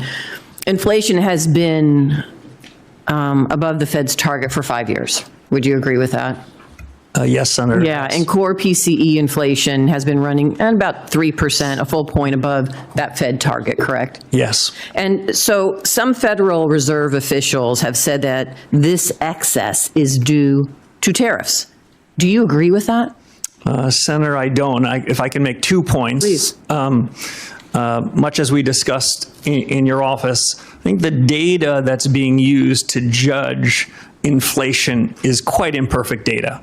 And among the projects that the economics profession, and if I'm confirmed as chairman of the Fed needs to do, is to try to use our new understanding and new data sources to see what's really the inflation rate in the economy. We used to use core PCE, core measures, so we'd exclude food and energy because it was sort of a rough swag as to what was going on. We don't have to do a rough swag anymore. What I'm most interested in is what's the underlying inflation rate, not what's the one-time change in prices because of a change in geopolitics or a change in beef, but what's the underlying generalized change in prices in the economy. And my broad sense is that these inflation risks and the inflation damage the last several years is improving somewhat. It has improved somewhat in the last year. The measures I prefer are looking at things that are called trimmed averages, where we take out all of the tail risks, all of the one-off items, and we ask ourselves whether the generalized change in prices is having second-order effects on the economy. Again, they're not where they should be, but I think that the trend is quite favorable. And these trend averages and the data that you're looking at now, it's not traditionally the norm that economists would use in this position. Is that correct? Some in the economics profession are increasingly looking to these median type measures, but among the projects I would hope to undertake as one of the first reforms at the Fed is a data project where we would go off and we would evaluate with the public sector and the private sector, including the Bureau of Labor Statistics, a survey of 1 billion prices. And what I'm really most interested, Senator, is what's the change of that 500 millionth and one price? Because that's inflation. That's a change in the generalized level. In a market economy, prices change all the time, and I don't want to be confused by that. I want to know what inflation really is, and I still think there's some work to do. And I respect, listen, I'm listening to you today and talking with you. I respect you truly believe as an economist and a theorist in this theory, in what you are talking to us today about, which is traditionally not the norm. And many are disagreeing with you on that, and publicly disagreeing. And so I understand that. But I guess the position I have is, I hope you're right. But at the end of the day, my concern is people are suffering right now with high costs, and we need to address it. And I don't know how long it's going to take for your economic theory to gain traction or to be proven that it's going to benefit so many people in this country right now. And here's one other thing, because I don't have that much time, and this is what is also a concern of mine, so I want you to address it. Earlier, you've been on the Federal Reserve Board, and you were there during the financial crisis of 2008. And you and I talked about this. I was the Attorney General then. It hit Nevada so hard. Here's what I do know, and at that time, in 2006, you attended numerous meetings where housing experts pleaded with you to stop predatory mortgages. In fact, Gail Burks, who was the CEO of Nevada's Fair Housing at that time, who I worked with, repeatedly warned Fed leadership, including you, about predatory lending practices such as flipping loans or misinforming seniors about reverse mortgages. And in 2007, you said, and I quote, "Subprime mortgages have gotten a bad name in this environment, and in some cases, that's not just." You also said that you don't see any immediate systemic risk issues among big banks. And you said that at that time. And then just recently, and this is what I want you to address, Senator Warren has said that you told her you had no regrets during this tenure. How can we trust that your economic theory, when you were wrong then, is going to be the accurate theory we need now to help so many families and businesses that are struggling with the policies that we're dealing with now? Senator, let me address a few things. The chairman is going to cut me off when he must, but I would say this. For many years before the global financial crisis, I warned about the very real risks of Fannie Mae and Freddie Mac blowing up, which they did. I think that part of the housing market was vulnerable for many years, and not enough was done about it, even in spite of my protestations and my urging about GSE reform. It wasn't done. I think that compounded the financial crisis. Secondly, I think subprime mortgages then, subprime assets then, were indicative of prices of almost every financial asset that were mispriced. What I suggested then and what I believe now is that subprime mortgages were just indicative of a set of prices that were incorrect, and they all repriced. Just to give one fine example before I turn to the chairman. Perhaps no examples right now. Okay, sorry. Let's go to Senator Thank you. Haggerty. I want to give you the opportunity to finish that exchange. Thank you, Mr. Chairman, and Mr. Warsh, I want to welcome you and your family. And I want the committee to know that I've known Kevin Warsh for 30 years. We first crossed paths back in 1992, shortly after Kevin graduated from Stanford. We both worked in the White House staff at that point in time. And I just want to say this, that the man testifying before us today is the same man that I got to know then. Serious, disciplined, with a true heart for public service. Thank you. And I want to say this, I've said it before, Kevin Warsh is the man for the moment. His background, his experience, and his discipline are precisely what we need to bring our economy into its full potential. I'm delighted to see him here today as we both reinforce competence here at home and do the same thing abroad. And if I think about Kevin's qualifications, think about the contrast with the nominations that we saw with the last administration. I think this committee will recall that President Biden nominated a prospective federal bank regulator, frankly, a graduate of Moscow State University in Russia, who advocated for replacing private bank deposits with retail accounts held at the central bank. Those who might criticize Kevin for his private sector success miss the point. Kevin's experience is not a liability, it's an asset. It brings a practical understanding in terms of how markets function to bear, how capital is allocated, and how policy decisions shape the real economy. Mr. Warsh, how will your experiences in both the public and the private sector shape your governance of the Fed should you be confirmed? Senator, thank you very much, and thanks for the kind introduction. For your colleagues on this panel, Senator Haggard and I shared a desk, 91 and 92, so I've known him for a very long time. I think my prior experience at the Fed, which some of your colleagues made reference to, are going to allow me to hit the ground running. This is as consequential a moment for the U.S. economy and, frankly, for the institution as any point since the late 1970s. And so my experience at the Fed, my understanding of the people, the culture, the governance, and of the things that are ripe for reform are going to give me a leg up. We don't have a long time to do new studies and contemplate what reform should be. We have a short window to try to bring inflation back down to where it should be to ensure price stability. And because AI that Senator Kennedy referenced is so consequential, and AI is quickly becoming at something like escape velocity, it's important to revisit the Fed's models and see whether this innovation cycle, while it could have over time improvements in the price level and make the Fed's job on inflation easier, there's a question about what that means for employment, which is another part of the Fed's mandate. So I think that's part and parcel of what my background and suggestion and history would suggest. But if I can make one other point, what the Fed needs is a reform to its frameworks and reforms to its communications. I've seen what the Fed's done well, and often I'll give them one cheer or two, but now more than ever, the Federal Reserve needs 3 cheers, and that's what I hope to deliver. Well, let's stay on this point, particularly, and you've mentioned this in your commentary, the point of the Fed's mission creep over the years. If you think about what the Fed has done, they've strayed into what I would call politically contentious areas. They've gone well beyond their core mandate. And we've seen this across the Federal Reserve System. And what the Fed has done is eroded its credibility as what it should be, which is an apolitical and independent central bank. In bank regulation and supervision, the Fed's focused on non-material and often politically charged areas. I'm thinking about climate change policy here.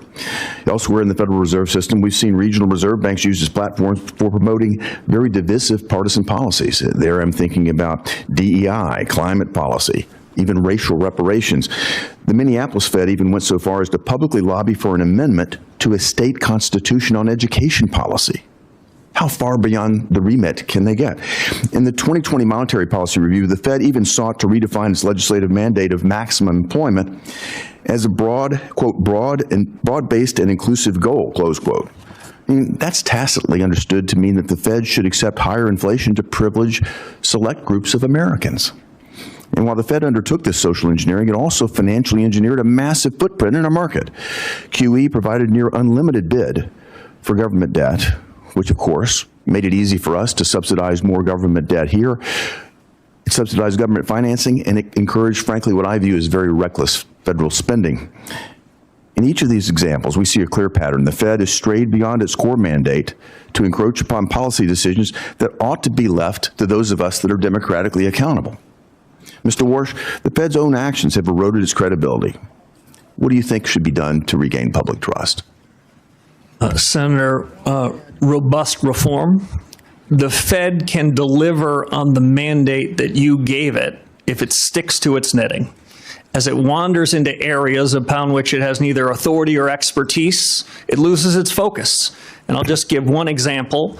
in 2020, as you reference, when the Federal Reserve changed its inflation framework in August of 2020, inflation was running at around 1.72%.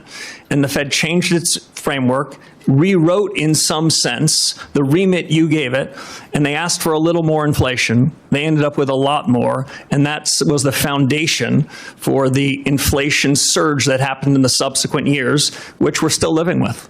Okay. Thank you, Mr. Warsh. Thank you, Mr. Chairman. Senator Smith. Thank you, Mr. Chair. Good morning, Mr. Warsh. It's still morning.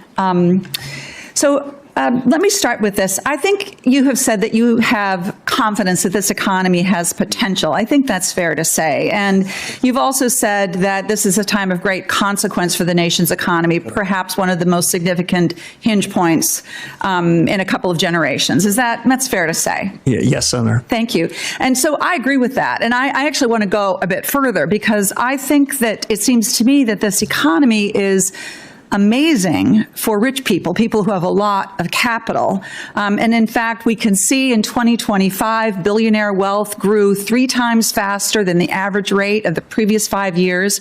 And wealthy households hold a massive portion of the nation's wealth. And this, I think, is the tipping point that our economy actually faces right now. And I can tell you that in Minnesota, a lot of people are telling me that it is harder and harder for them to afford the basics. They aren't rich. They don't have enough money to pay their bills, to pay their doctor's bills. So I want to look at this with you for a few minutes. And I want to start with inflation. So last week, President Trump said that gas prices are, quote, not very high, and, quote, we're having some fake inflation because of the fuel. So understanding what you've been saying about data and measurement and all of that, let me just ask you, do you think that gas prices going up 20% is fake inflation? Senator, the gas prices, like beef prices, eggs, milk, and the rest, they move. And when they move in the wrong direction, the American people are hurting by it. There's no question about it. That's right. American people feel it. It's not fake to them. It's money that they don't have in their pocket because gas is up 20%. I think my constituents would say that inflation is real and not fake. Okay, so let's look at unemployment. At the State of the Union, the president said, quote, the roaring economy, this is the quote, the roaring economy is roaring like never before. So do you agree with that statement? Is that how you see the economy, that is roaring like never roaring before? So, Senator, if I can clarify 2 things. One, there's a difference between the change in prices and inflation. The change in prices happen in a market economy. When inflation moves up, that's because the Fed had something to do with it. Now, on the state of the economy, I would say that the broad contours of the economy are improving. The potential of the economy, the real results of the economy are improving, but I think it can improve more. And I think in the years ahead, I think the economy's potential is strengthening. So, the reality is that the economic data, understanding what you're saying about economic data being not imperfect, that there was almost zero job growth in 2025. And so that looks to me like not a roaring economy. It looks like a weak economy, which is what my constituents are telling me back in Minnesota. Let me go to one last look at this. Around the country, the average cost of home insurance rose 12% last year. Now, in my home state of Minnesota, not a coastal state, premiums rose 34% in 2025. This is, of course, caused by extreme weather events, hail, floods, tornadoes, hurricanes, climate change. So is that inflationary, in your perspective? Is that increase in home insurance, property and casualty insurance, isn't that inflation? So, Senator, if I can answer 2 questions that I think I heard, and we talked about both of these in your office. When we look at the payroll numbers every month and we ask ourselves whether it's good or bad, the job you gave to the Federal Reserve is to ensure we're at maximum sustainable employment. I think broadly speaking, the economy is running about close to full employment, though we never know what the right number is. So if Americans that want a job can find a job, then by the Fed's metric, we're at full employment. On the question of insurance premiums and the rest, when I look broadly across the economy, I would say when we look at healthcare, when we look at education, we look at housing, those prices have tended to go up more in the less regulated parts of the economy, we've seen a downward structure, a downward change in prices, and we try to aggregate them the best we can. But so I'm not exactly sure what your point is there, but I would just say that my point here is that rising home insurance rates caused by increasing extreme weather events, climate change, is another inflationary pressure that people in my state are dealing with. And this, of course, the reason I'm focusing on this is because I'm worried that because of the pressure that you are going to be under from the president to lower interest rates, that this inflationary pressure that my constituents are feeling is going to get worse and not better. And so I don't have time to ask my last question, but it is literally this. The president has said that he demands that the next Fed chair will lower interest rates. And I take him at his word at that, and that is what causes me such grave concern here. Thank you, Mr. Chair. Yes, ma'am. Senator Lomas. Thank you, Mr. Chairman. Welcome, Mr. Warsh, and congratulations on your nomination. And thanks for appearing before this committee, and taking both the positive questions and some of the hostility. I apologize for my colleague's behavior when it strays outside of decorum. My first question is about the balance sheet of the Fed. What is your view about the size of the balance sheet currently? Thank you, Senator. As we talked about in your office, the Fed balance sheet has played a particularly, I think, unhelpful role in helping the Fed achieve its dual mandate. The Senator had just mentioned what she described as the increase for financial assets relative to real assets. Well, part of that is the Federal Reserve. The Fed is not blameless in that as it's grown the Fed's balance sheet, grown its imprimatur on the economy, those with financial assets have benefited from it. The reason why I prefer monetary policy to use interest rates as the dominant force is interest rates affect a far broader cross-section of the economy. Interest rates get in the cracks. If we were to cut rates, then broader number of people will benefit from it versus quantitative easing, which tends to move through financial assets first.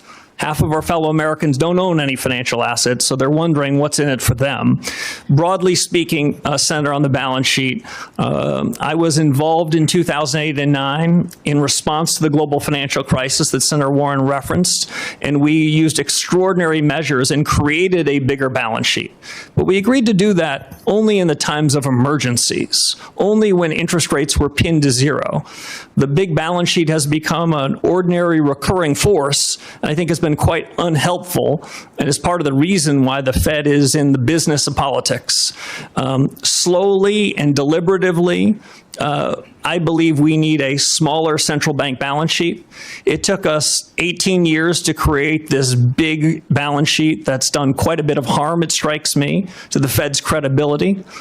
Working with the Treasury Secretary, we're going to have to find out a way in which we can take the balance sheet and make it smaller, because a large balance sheet where the Fed owns more outstanding debt than many parts of the financial markets, that's fiscal policy in disguise. Fed needs to get out of the fiscal business, focus on the monetary business, so the Fed can deliver on the remit you gave us. Thanks for that response, because some of us don't appreciate the connection between the size of the Fed's balance sheet and interest rates. With regard to interest rates, can you tell us a little bit about your conversations with President Trump about interest rates? Yeah, I don't want to put words in the president's mouth, but I think he has said loudly and clearly his view on interest rates. Don't think I'm breaking any news here. But I can tell you what I said, and what I said the president is what I've said to this committee and what I've frankly been writing about for more than a decade. Interest rates are the much better way to be using monetary policy than buying bonds and mortgages, some of which are issued from the United States Treasury Department. That is a confusion of roles. That leads to a set of mission creep. So interest rates are the dominant tool, and interest rates, as I mentioned, get in the cracks. My broad view on the conduct of policy from here is that too many Fed officials, past and present, opine in advance about where they think interest rates should be next meeting, next quarter, and next year. I think that's quite unhelpful. As we've heard today from many of your colleagues, we don't know the state of AI. We can't be certain about the state of geopolitics. The economy is going to change.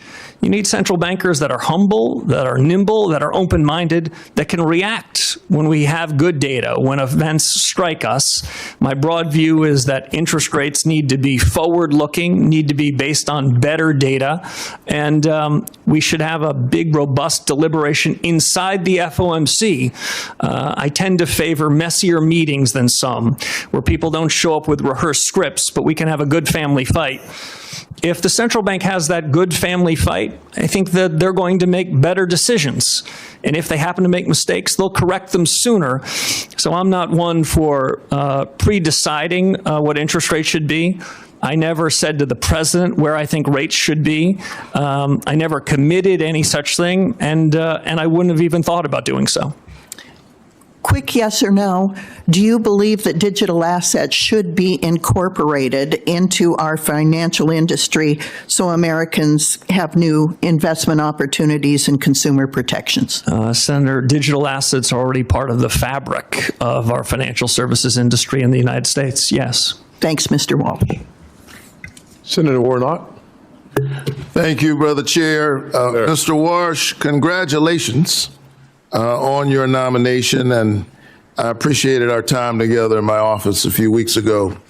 If confirmed, you will serve as chair of one of the most powerful economic institutions in the world. Decisions you make would move markets, affect Americans' retirement savings and ability to buy homes. It would influence the global economy. You currently serve as a lecturer at Stanford University. If you were to assign, if Professor Warsh were to assign a letter grade to the American economy today for the average working family, what grade would you assign? Senator, it was good to meet with you in your office.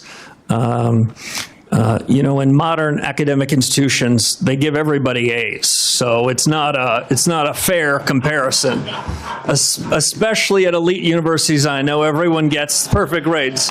Well, what grade would you give the economy? Well, if I gave a student anything other than an A, the dean would summon me to his office because I would have hurt his self-image.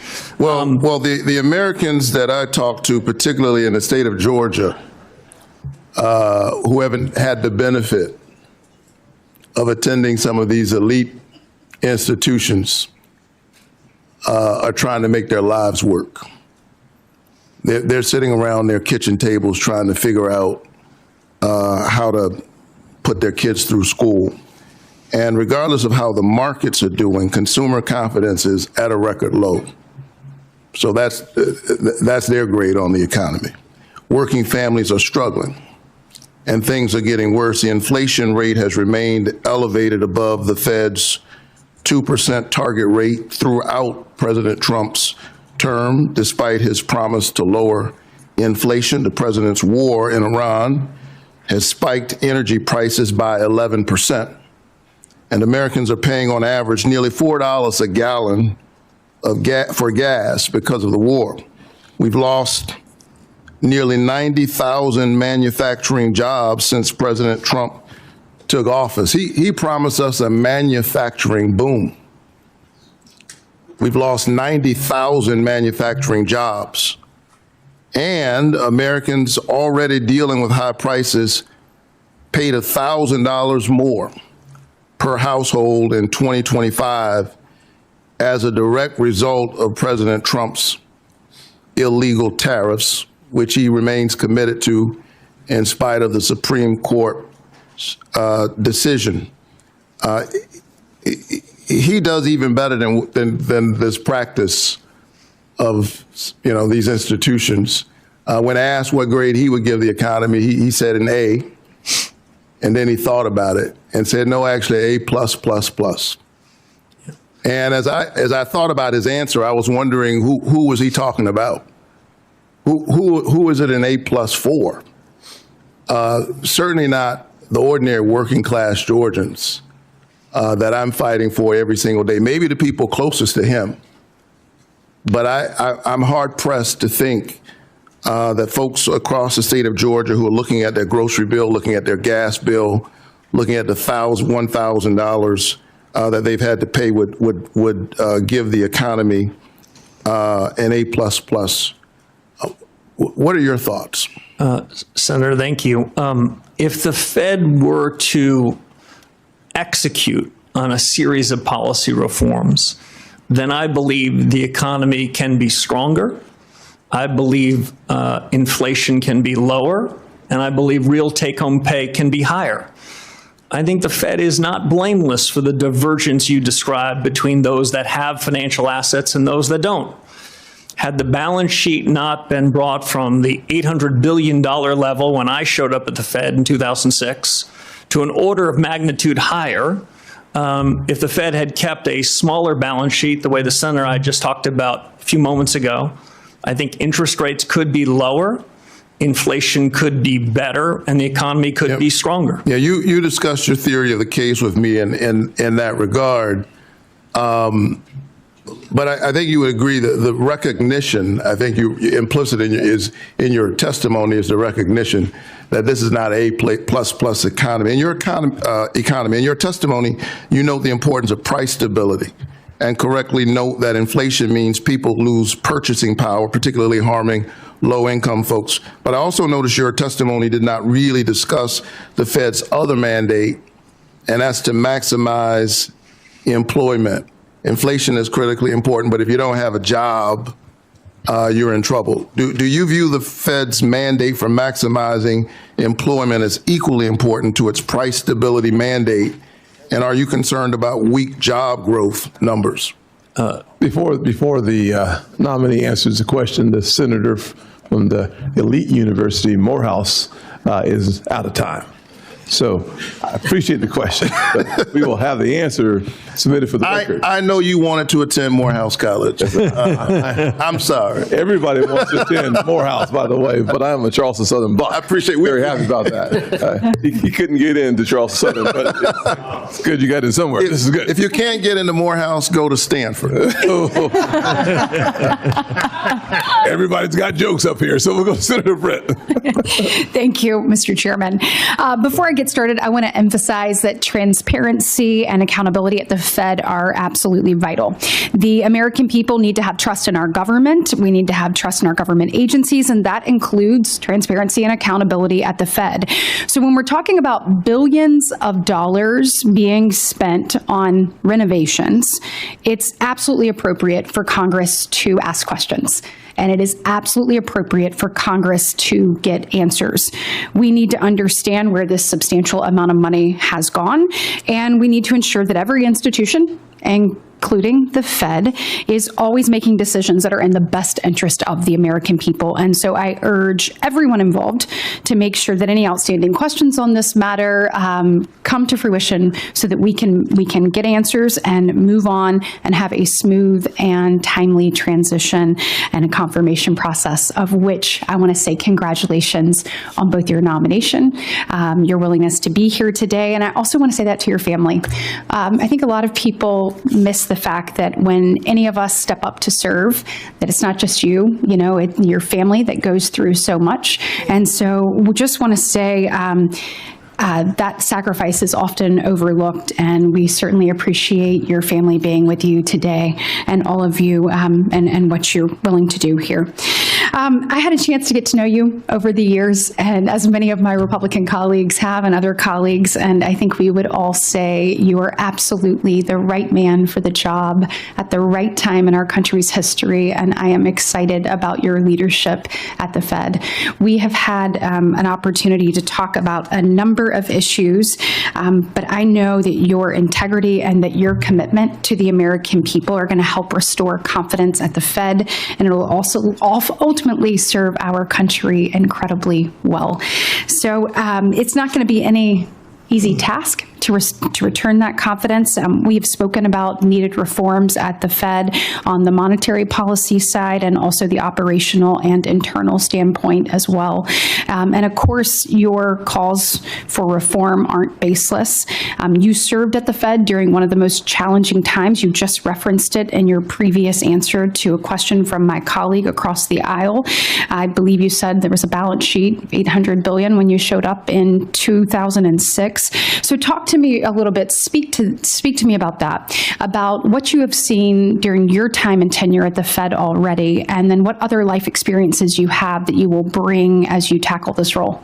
Yeah, so Senator, great to see you again. So the chairman knows I worked with the senator when she was a staffer on this very committee, and I was a young staffer myself. So it's an honor to be here. And Senator, as you know, this is a serious responsibility. I'm honored the president nominated me for it. This is a time of consequence, not just for the country, but for the central bank. I think the central bank can go back to first principles and improve itself. I see most of the actions of the Fed come from good intentions, but when you gave the Fed a remit, it wasn't a general roving remit to do what it thought was right. It was a particular remit to focus on particular issues and to not wander. And that's the trade-off on independence. Independence about the conduct of monetary policy, where we can hear criticisms from others in the economics profession, elected officials, and we should be open-minded to them. Listen, I think there's been a considerable amount of groupthink in the economics profession, and so being open-minded to it is important. But outside of monetary policy, it's important that the central bank work with the government on areas of overlap. And so I think that's likely to happen going forward. If you ask Senator Britt about my biggest lessons are about how a central bank should be acting in crisis times versus in normal times. In the crisis of 2008 and the pandemic of the crisis of 2020, that's when the Fed needs to take extraordinary measures. Going back to the founding of the Fed in 1913, it was created to respond to shocks. And so there, I think central bankers often should get the benefit of the doubt. When the world is racing away from it, the real economy is suffering fast, the central bank should show up with liquidity support. But the job of the central bank is to try to mitigate those risks in advance, to buy insurance so that we don't go from shock to shock, from boom to bust. And so my criticism is more about the conduct of monetary policy and regulatory policy in normal times. And that's the area that are in need of reform. We have a window where the economy is improving, but I would say more improvement is still possible. And it's during this policy that we need to look introspectively, look fundamentally at reform. So when there is another risk, there is another shock, the central bank is prepared to address it with less harm to the real economy. Thank you so much. I am out of time. I look forward to your service to our nation, and I know that we will be in great hands. Thank you. Thank you, Senator Britt. Senator Kim. Thank you, Chairman. Mr. Warsh, good to see you. Good to see you. I guess I just wanted to start off by talking about just the state of American families right now. Nearly 60% of people surveyed say that they're worried about affording the very basics, rent, gas, groceries, the bills. 60% of Americans say that they cannot handle a $1,000 emergency. 40% of Americans saying that they can't handle a $400 emergency. I wanted to ask, do you agree that the American families are struggling right now with affordability? Senator, as we discussed in your office, central bankers should not be second guessing what people feel and see in their own lives. People's lived experiences matter to them. What I can say is the central bank has some responsibility for the things that you've described, and that the legacy of inflation, what I think is the biggest economic policy error in 40 or 50 years, happened just a few years ago, and we're still living with the remnants of it. I think inflation is less problematic than it was a couple of years ago, but I would not. But the problem of affordability continues, though. That sounds right, right? Yeah, because I'll be honest with you. When I hear, I heard 2 months ago President Trump say, he said, quote, "What word have you not heard over the last 2 weeks? Affordability, because I've won affordability." It sounds like you would disagree with that assessment that the fight for affordability for American families is over. So I think the trend is going in the right direction. But we still have more work to do. Well, the way I would describe it, Senator, is the cumulative increase in prices starting in early 2020 till now is between 25 and 35%. So I understand what hardworking Americans say. It's still a struggle. That's a legacy of a past policy error.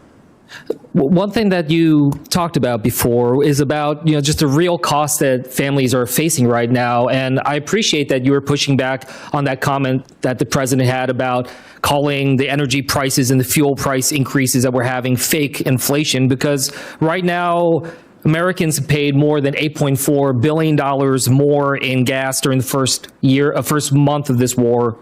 Fertilizer, 70% of respondents to the Farm Bureau survey said that fertilizer is unable to be afforded right now, just given the price increases. Are you concerned that there could be real long-term effects of this war in Iran, especially if we're continuing to see these challenges when it comes to fuel and fertilizer?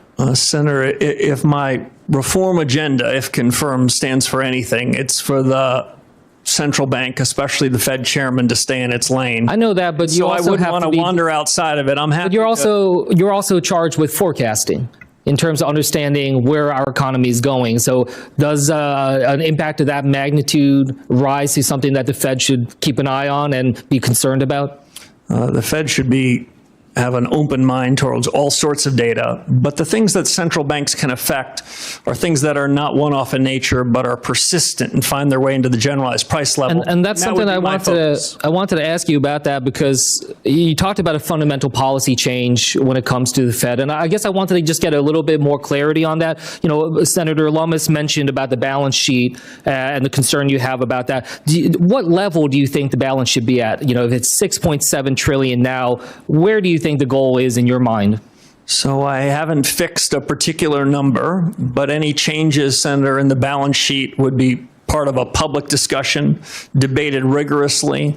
And if and when the central bank comes to a judgment about a new balance sheet policy, which I hope the central bank would, it would be described well in advance. As I mentioned, it took 18 years to create this balance sheet problem, and we won't be able to fix it in 18 minutes. And so that's why I think deliberation here is important. But it suffices to say it should be smaller, and at least as important, it should not be holding long-term Treasury assets as if it's the fiscal authority. That's when it gets into politics. I appreciate you saying that it's important to be able to have that public discussion. I mean, one thing that's come up as I've been engaged with different experts is concern about rapid reduction. If you are moving in that speed, that it could generate a number of concerns, including upward pressure on long-term interest rates. So I guess I just wanted to check, do you share that concern? As you are thinking about how to reduce it, do you also understand, though, that there are concerns about rapid reduction in the speed with which you're trying to go down? Yes, Senator, and that kind of regime change would have to be deliberate, well orchestrated, well choreographed, and well described so that unnecessary upset are not done to financial markets as we go to a policy regime change much more focused on interest rates. With that, I'll yield back. Thank you, sir. Senator Ricketts. Thank you, Mr. Chairman. Thank you, Mr. Warsh. It was great to see you in my office. Thanks for coming by. I want to continue to talk about inflation because it is something that is incredibly important. I think you share the view that inflation is a silent tax on American households. Is that accurate? Senator, it's accurate. It's the most regressive tax that anyone in Washington could come up with. If you were trying to do the most harm to the least well-off among us, inflation would be the way to do it. Yeah, and my colleagues on the other side of the aisle have been talking about that. And I note, at least I don't recall, that they ever talked about that during the Biden administration. Because it was during the Biden administration that we saw this record inflation, this 40-year-old high inflation. And yet my Democrat colleagues were silent about it back then. Now they want to talk about it. But of course, American households were hurting back then as well. Inflation was caused by President Biden's reckless policies and reckless spending. Let's look at ARPA, a partisan bill that was passed by the Democrats, which cost taxpayers $1.9 trillion. When ARPA was passed in March of 2021, inflation was at 2.6%. Inflation quickly accelerated. It was over 5% by May, June, and July, and by the end of the year, December, it was 7%. Does federal government spending have anything to do with inflation, Mr. Warsh? Senator, as we talked about in your office, my view of inflation is a bit different from some. I don't think inflation comes about when the economy grows too much or hardworking Americans get an increase in their wages. I think inflation comes about when the government prints too much, by which I mean the central bank, and broadly speaking, the government spends too much. And so we're spending too much money, and now we've been cleaning up their mess ever since. I will also note the Republicans have been taking efforts to reduce the deficit. I think year to date it's down about 10.6% from where it was last year. And this is why it's so important we get our spending under control. I think you also talked about the balance sheet. And one of the things about the balance sheet is that I think if I hear you're saying it's too big, and it benefits people who have financial assets. But if you don't have financial assets, you haven't seen the benefit of a large balance sheet at the Fed. Is that accurate? Senator, it's broadly accurate. When the large balance sheet was created in the 2008 financial crisis, the agreement between my colleagues and I was that we would only use this in an emergency scenario, because the transmission mechanism for a large balance sheet goes two ways, through signaling effects and through asset prices. Now, at the time of the financial crisis, financial asset prices were down 60 or 70%, and so it was understandable. Interest rates were at zero. But in the ordinary course, the central bank, an independent body, should not be adopting a set of policies that have that kind of distributional consequence. That's why interest rates are a better way to be setting monetary policy. So if I don't want to put words in your mouth, but just what I hear you saying is let's reduce the size of the balance sheet, because that benefits maybe half the American population. And then let's focus on interest rates and inflation so we can benefit all Americans. So that if we take interest rates down, that benefits all Americans. You said it gets into the nooks and crannies. That if we get inflation under control, that is how we benefit all Americans. And the size of the balance sheet has only benefited some Americans. So what you're really about is trying to change a policy at the Fed that has really benefited under the last administration people who have lots of money. Actually, not just the last administration, the previous administrations. But you also want to make sure we get off of the inflation. I mean, during the Biden administration, we saw 4 years in a row of declining real wages for American households. And what you want to do is get that inflation under control so that all American households benefit. Is that fair? That is fair. I'm going to paraphrase former Chairman Paul Volcker, where he said something along the following lines. You would need to have a PhD from an elite institution to believe that inflation doesn't have something to do with money.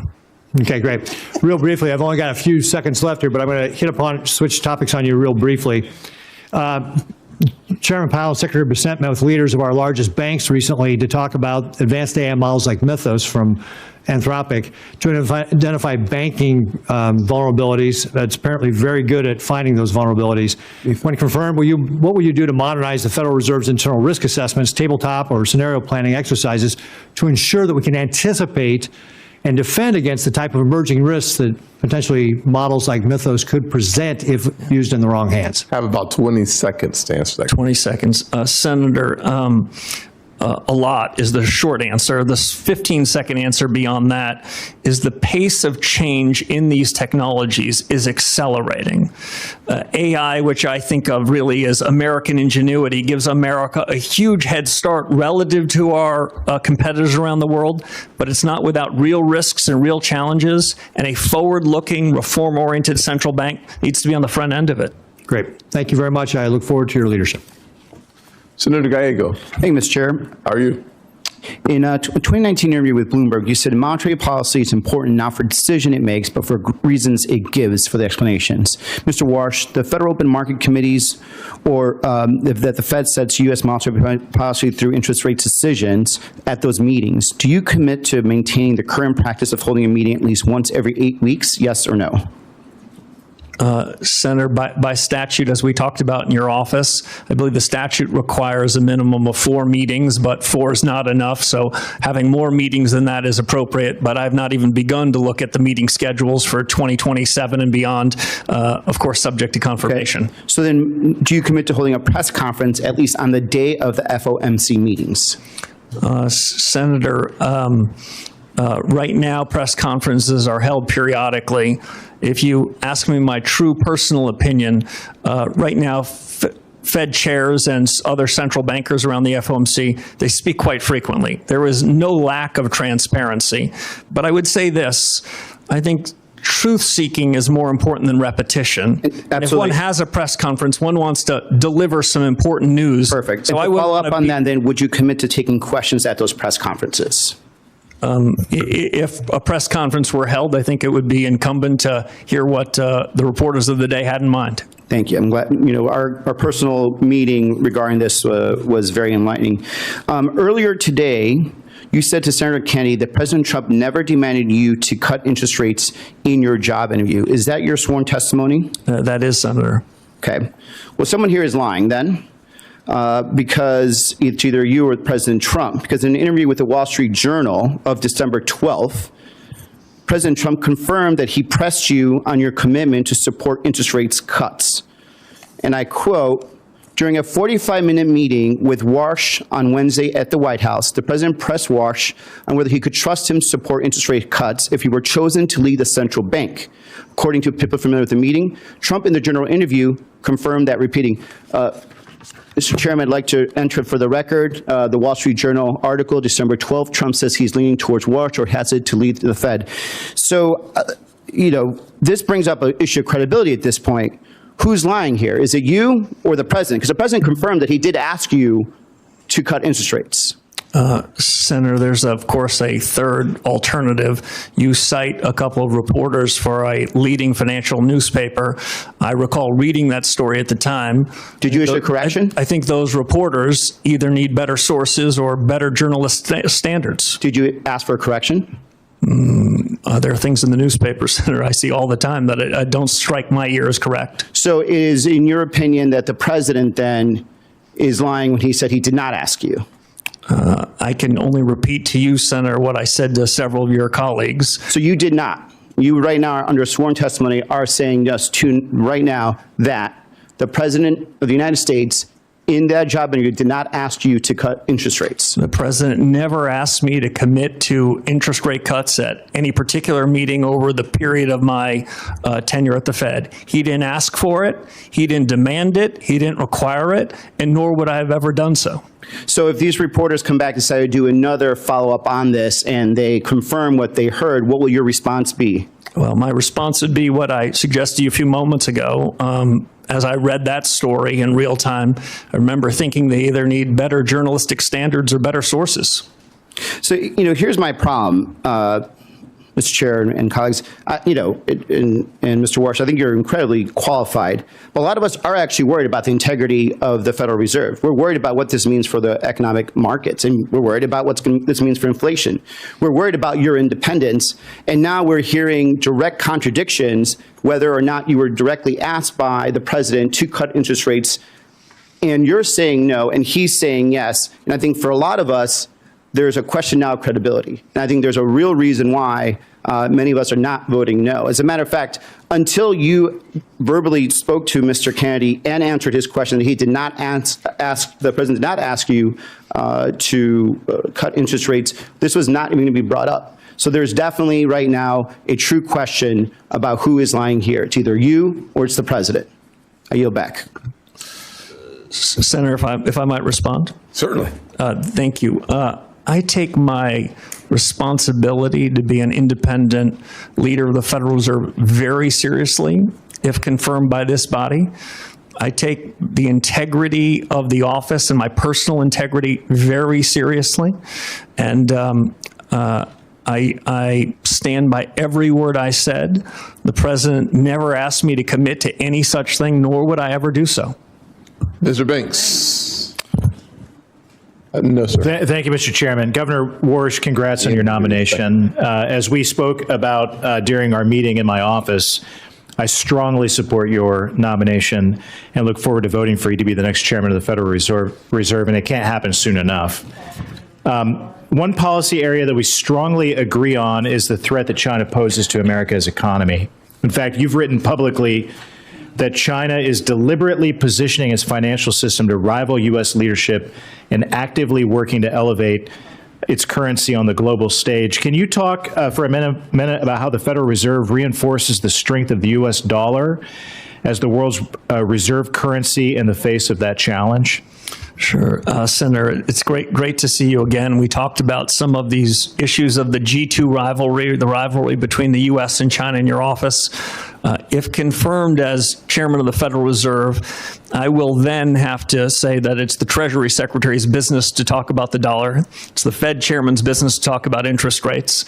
But I think I can say this quite comfortably. The dollar is the linchpin of the global economy. The United States and the Federal Reserve is a beneficiary of the strength of the dollar. The U.S. financial system is the most important financial system in the world, and the central bank's been charged with really important responsibilities in overseeing it and supervising it. There are risks to the U.S. position in the world, including economic. The economic statecraft agenda led by Secretary Bessent and Secretary Rubio is an important one.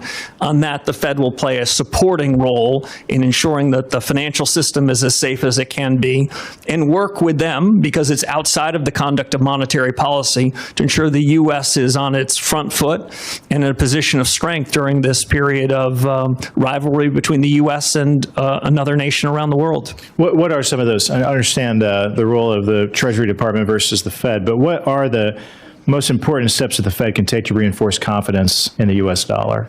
Deliver stable prices, Senator. Deliver an economy that improves from here even further, where real take-home pay moves up, where inflation falls, and the U.S. economic growth potential is the best in the world. I mentioned earlier, Senator, something that I really do believe.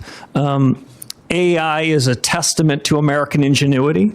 The United States is the best positioned country in the world to take advantage of it so that the U.S. economy, U.S. workers benefit from it. That the U.S. is in a better position than anyone else, but it's filled with challenges, geopolitical challenges, technology challenges. So the sooner that we can hit the ground running on reform agenda, the better. You wrote in an op-ed in 2021 in the Wall Street Journal that I recommend everyone reads. It's one of the reasons that I wholeheartedly support you, because of it says a lot about you in this op-ed. But you talked about how the PRC is actively promoting its digital yuan currency with the explicit goal of creating an alternative payment system that sidesteps U.S. sanctions. You've been very clear that China's not playing by the rules. China is buying over 80% of Iran's sanctioned oil in Chinese currency through Chinese banks, completely outside SWIFT. The Iranian government says it is charging ships to transit the Strait of Hormuz and collects payments via crypto and Chinese currency. What tools does the Federal Reserve have to defend the dollar's role as countries route payments through the Chinese financial systems to do business with Iran and other adversaries? Yeah, Senator, thank you.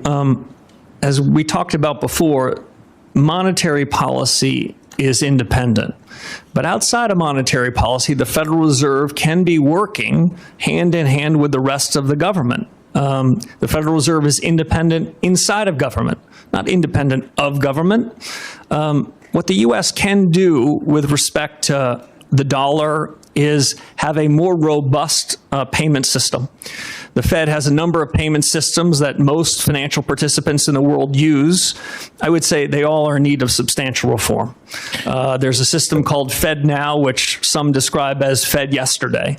There's a series of new technologies that the Fed needs to oversee and needs to architect so that the payment system in the U.S. is the safest, most efficient, most capable in the world. Otherwise, we'll be losing to adversaries around the world in being the linchpin of the global economy. Thank you. Your leadership is so important, and it's important right now. We need you on the job right now, not later, right now. So I look forward to voting for you quickly and seeing you confirmed and getting you on the job. With that, I yield back. Thank you, sir. Senator Blunt-Rochester. Thank you, Mr. Chairman and Ranking Member Warren. Also, thank you, Mr. Warsh, for taking the time also to meet with me earlier this week. I share many of the concerns of different committee members about us kind of putting the cart before the horse. And in one regard, it is the whole issue of independence of the Fed. And I know you have made commitments both in your testimony and here today with us in the process of watching the president try to fire Chairman Powell as well as Governor Lisa Cook. It really raises a lot of red flags for us. Even Justice Kavanaugh said that no president has fired a sitting governor in the 112-year history of the Fed, which was structured to be independent of day-to-day politics, and that it would weaken, if not shatter, the independence of the Federal Reserve. There are a lot of questions here today as well about both ethics and whether or not all the paperwork is in, and even Senator Warren's question about, selling of the assets and whether they will be transparent is something that's important, again, to ensure confidence. And so I shared some of those concerns with you in person when we met, and I share them here for the record. I did have a question. I want to focus on AI, but I did have a question beforehand that I wanted to clarify. You mentioned your desire for reform as well as regime change at the Fed. Could you just clarify, you didn't mean removing the regional bank presidents whose 5-year terms were just restated and re-upped in December? Senator, I meant policy regime change. Got it. So for the record, we're not looking at regime change for those 12 board presidents. I want to jump to AI because it's probably one of the number one issues that I hear about in my state. I'm former Secretary of Labor in Delaware. This is something that I asked Chair Powell when he was here as well about. A lot has happened in a year. And one of the things you have characterized this as the most productivity enhancing wave of our lifetimes, past, present, and future. You have described it as structurally disinflationary, and that central bankers must make a bet. I'm in the camp with Senator Kennedy. I'm concerned about us making a bet on something that we know, you've said it, Chairman Powell said it, we don't have the data to even understand yet. And so my first question is, what happens for policy if that surge doesn't materialize as expected? Yeah. So, Senator, I enjoyed our discussion. I think the essential elements of a new policy for the Federal Reserve is to get access to better data and to dig deeper into the productivity possibilities that can come out of this new investment wave. Today we call it artificial intelligence. 2 years from now we're going to call it business CapEx, and 3 years from now we're going to call it just ordinary business. I think it has two important effects on the conduct of policy. I don't claim to have perfect knowledge of how any of these are going to go, but I do have an intuition the pace of change is accelerating. I'm sorry, Senator, go ahead. I was just going to ask, how much of your view on interest rates depends on those productivity gains showing up quickly? Yeah, so I think it has two elements. One is the increase in capital expenditures to build data centers and the rest. That will have an effect on demand. That will increase demand. My guess is a few tenths of 1%. But on the supply side of the economy, to increase the potential output of the economy, that could be considerably bigger. We don't know that. We can't bank on that. But considerable work needs to be done by the Federal Reserve in evaluating this productivity wave. As I said before, monetary policy works with long and variable lags, so you have to make some informed judgments, and unlike other people in office, if the judgments are wrong, you've got to call the flag on yourself and correct them. Well, I think there's been a lot of conversation here about concerns that in your record, in your history, you have been hawkish on inflation rates and keeping them low, and now we're looking at AI. What I don't want to see is us use AI as an excuse. Yes. For making good policy. Too much depends on it. Too many families' lives depend on it. And in our conversation, I also talked about the fact that I know Wall Street is going to be okay, but who we're concerned about as well is Main Street. Yeah. Thank you. I yield back. Thank you, Senator. Senator Kramer, you are recognized. Thank you, Mr. Chairman. Thank you, Mr. Warsh, for being here. Thanks for stepping in the gap. Thank you. In fact, I'm a little bit curious as to why you even want to do this. I'm thinking, I don't know. I don't know. Anyway, congratulations on the choice. By the way, with regard to independence, real quickly, I find it curious. In fact, I've often found curious that people expect somebody who is appointed by an elected official has to be confirmed by 100 other elected officials would somehow not have a philosophy. That's what I hear sometimes. Like, why don't we, speaking of AI, we should just have an AI Fed chairman. That way it'd be completely neutral, right? Other than the people that put all the information in the algorithms. Anyway, that said, I think we should not forget that it would be common for a president who believes that interest rates should be lower to want to nominate somebody who has expressed that maybe interest rates could be a little lower, as opposed to the quid pro quo that's being accused of today. So I'm just grateful you're willing to do it. By the way, the other thing about independence that strikes me with regard to the Fed, do you have any idea how often an interest rate decision by the Fed is a 12-0 or a 10-0 vote? Do you have a sense of it? I do, Senator. I'd say over the last 15 years, decisions have been unanimous or near unanimous. As I said to one of your colleagues earlier, I prefer clean memos and messier meetings, and there's nothing wrong with a divergence of opinion. These are very hard calls. Thank you. I don't know when diversity became a bad thing in a room of thinkers, particularly with staggered terms. The other thing, none of this was in my mind that long ago, but the other thing that strikes me is you do have a lot of experience. This is your 20th anniversary, or at least your second anniversary. Have your thoughts changed much or evolved over those 20 years of experience in various areas, not to mention your research and your intellectual and academic writings? I mean, have you evolved a little bit? Absolutely. I'll make 3 points if I can. One is it is essential for the chair of this organization be open-minded to new ideas. The world is moving fast. The mistake that's common in the economics profession, which Secretary Schultz once described to me when I was telling him that I was thinking about pursuing further studies, he said, it's fine to get a PhD, but make sure that's not the last day you were learning. Too many people in the profession go back to what they learned 30 or 40 years ago. We've got to be open-minded. The world's changing and the facts are changing. To the characterization I heard from some of your colleagues about did my opinions change? My opinions change when the facts change. When interest rates are at zero and the balance sheet is growing and the economy is booming, well, relative to that, I will say I sounded hawkish. In 2018, when the Federal Reserve pushed to raise rates into a financial market meltdown and economic weakening, I said that was a mistake. That was dovish. I expect to have a divergence of views based on the facts on the ground. And if I could just answer one other question you asked about why I want to do this job. I would say I've lived the American dream. I've been the luckiest, most blessed, fortunate person with the greatest teachers. I was a kid from upstate New York in public schools, and I had an opportunity to serve after 9/11.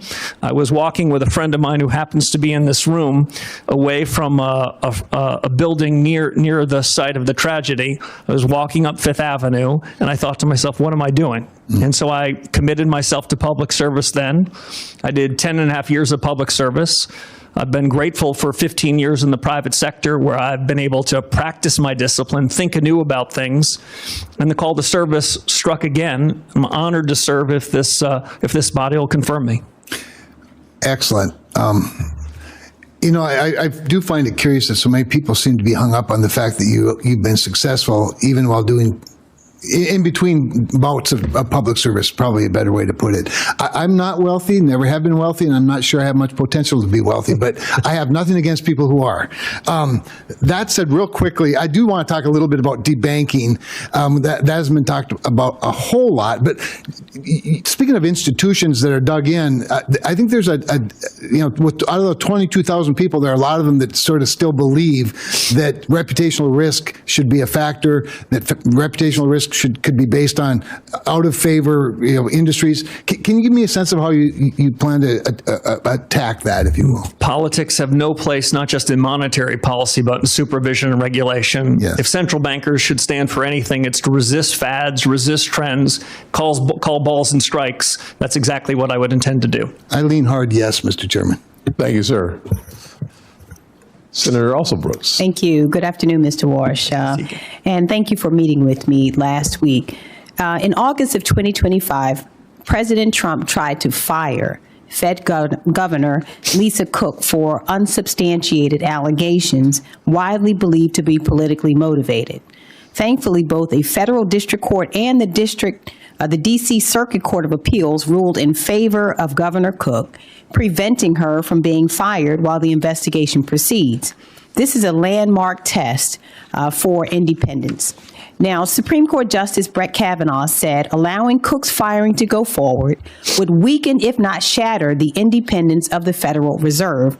So I would like to ask you, will you commit to defending Governor Cook's tenure as Chairman Powell has done? Senator, it was a pleasure to meet you in your office and spend time with you. As I said to you then, I'll repeat here to the broader committee. If I stand for anything, it's the Fed should stay in its lane. As I understand that matter, it's pending before the United States Supreme Court. I think it's inappropriate for me to weigh in on that, especially because in the event that I am confirmed, I could be a party to that matter. Well, I disagree with Mr. Warsh. I disagree with you. This is your future colleague who is confirmed by both this committee and this Senate to serve her country. Chairman Powell has defended her tenure, and your answer to this is you will not defend her. Is that correct? No, Senator, that's not my answer. My answer is there's a pending case before the Supreme Court, the results of which I think we're going to hear about soon. If confirmed by this body, I will follow the Constitution, the Supreme Court law, and the best of the Fed's tradition. Well, let me ask you this then. Do you agree or disagree with Justice Kavanaugh on the Supreme Court, who said that her firing would weaken, if not shatter, the Fed's independence? Do you agree with Justice Kavanaugh? So I took a constitutional law class, but I wouldn't say I'm worthy of being a Supreme Court justice. What I can say is Fed independence means everything to me. And it means, and that's exactly what I would try to do if I'm confirmed.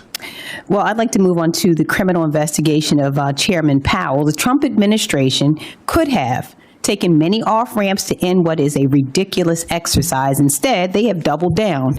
U.S. Attorney for the District of Columbia, Jeanine Pirro, sent prosecutors to the Fed last week to continue this circus, and they were turned away.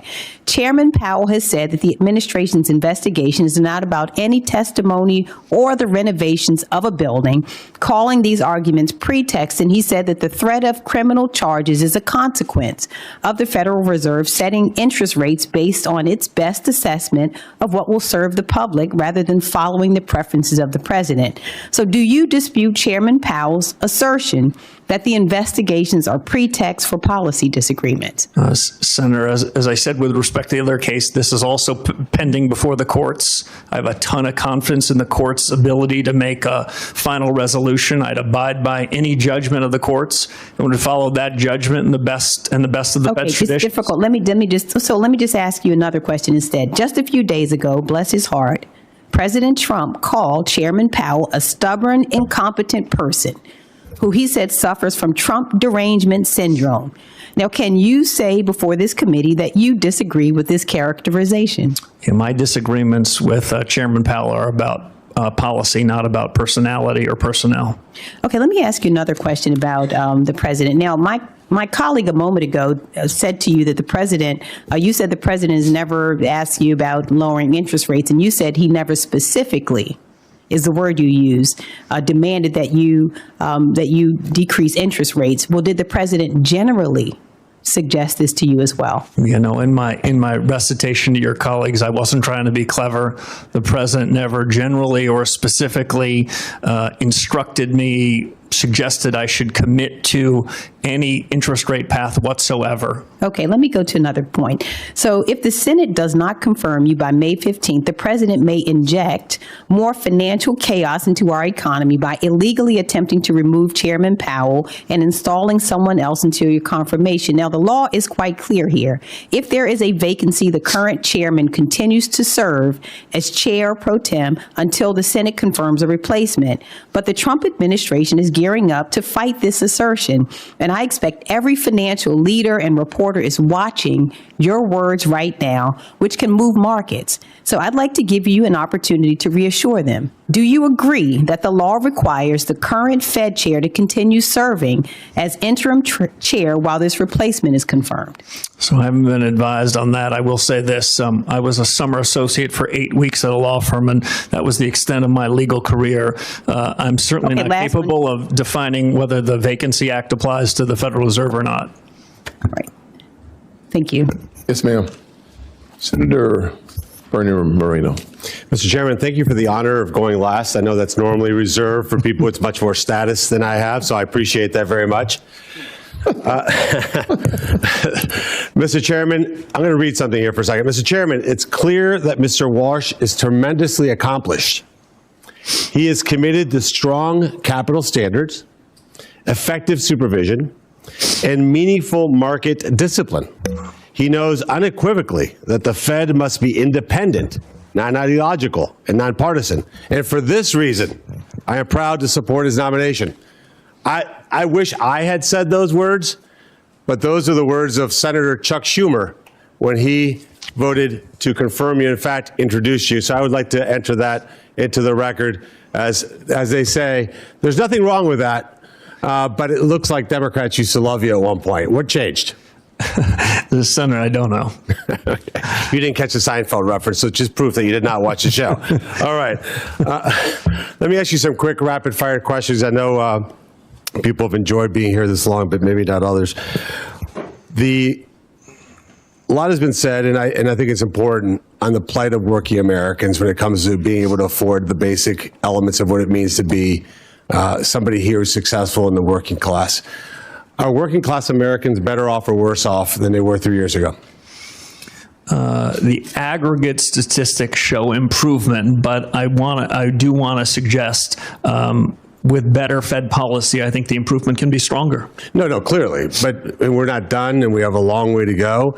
But if you're somebody who's an average working American today in 2026, you're better off than you were 3 years ago, because 3 years ago, you were getting demolished by generationally high inflation. Is that true?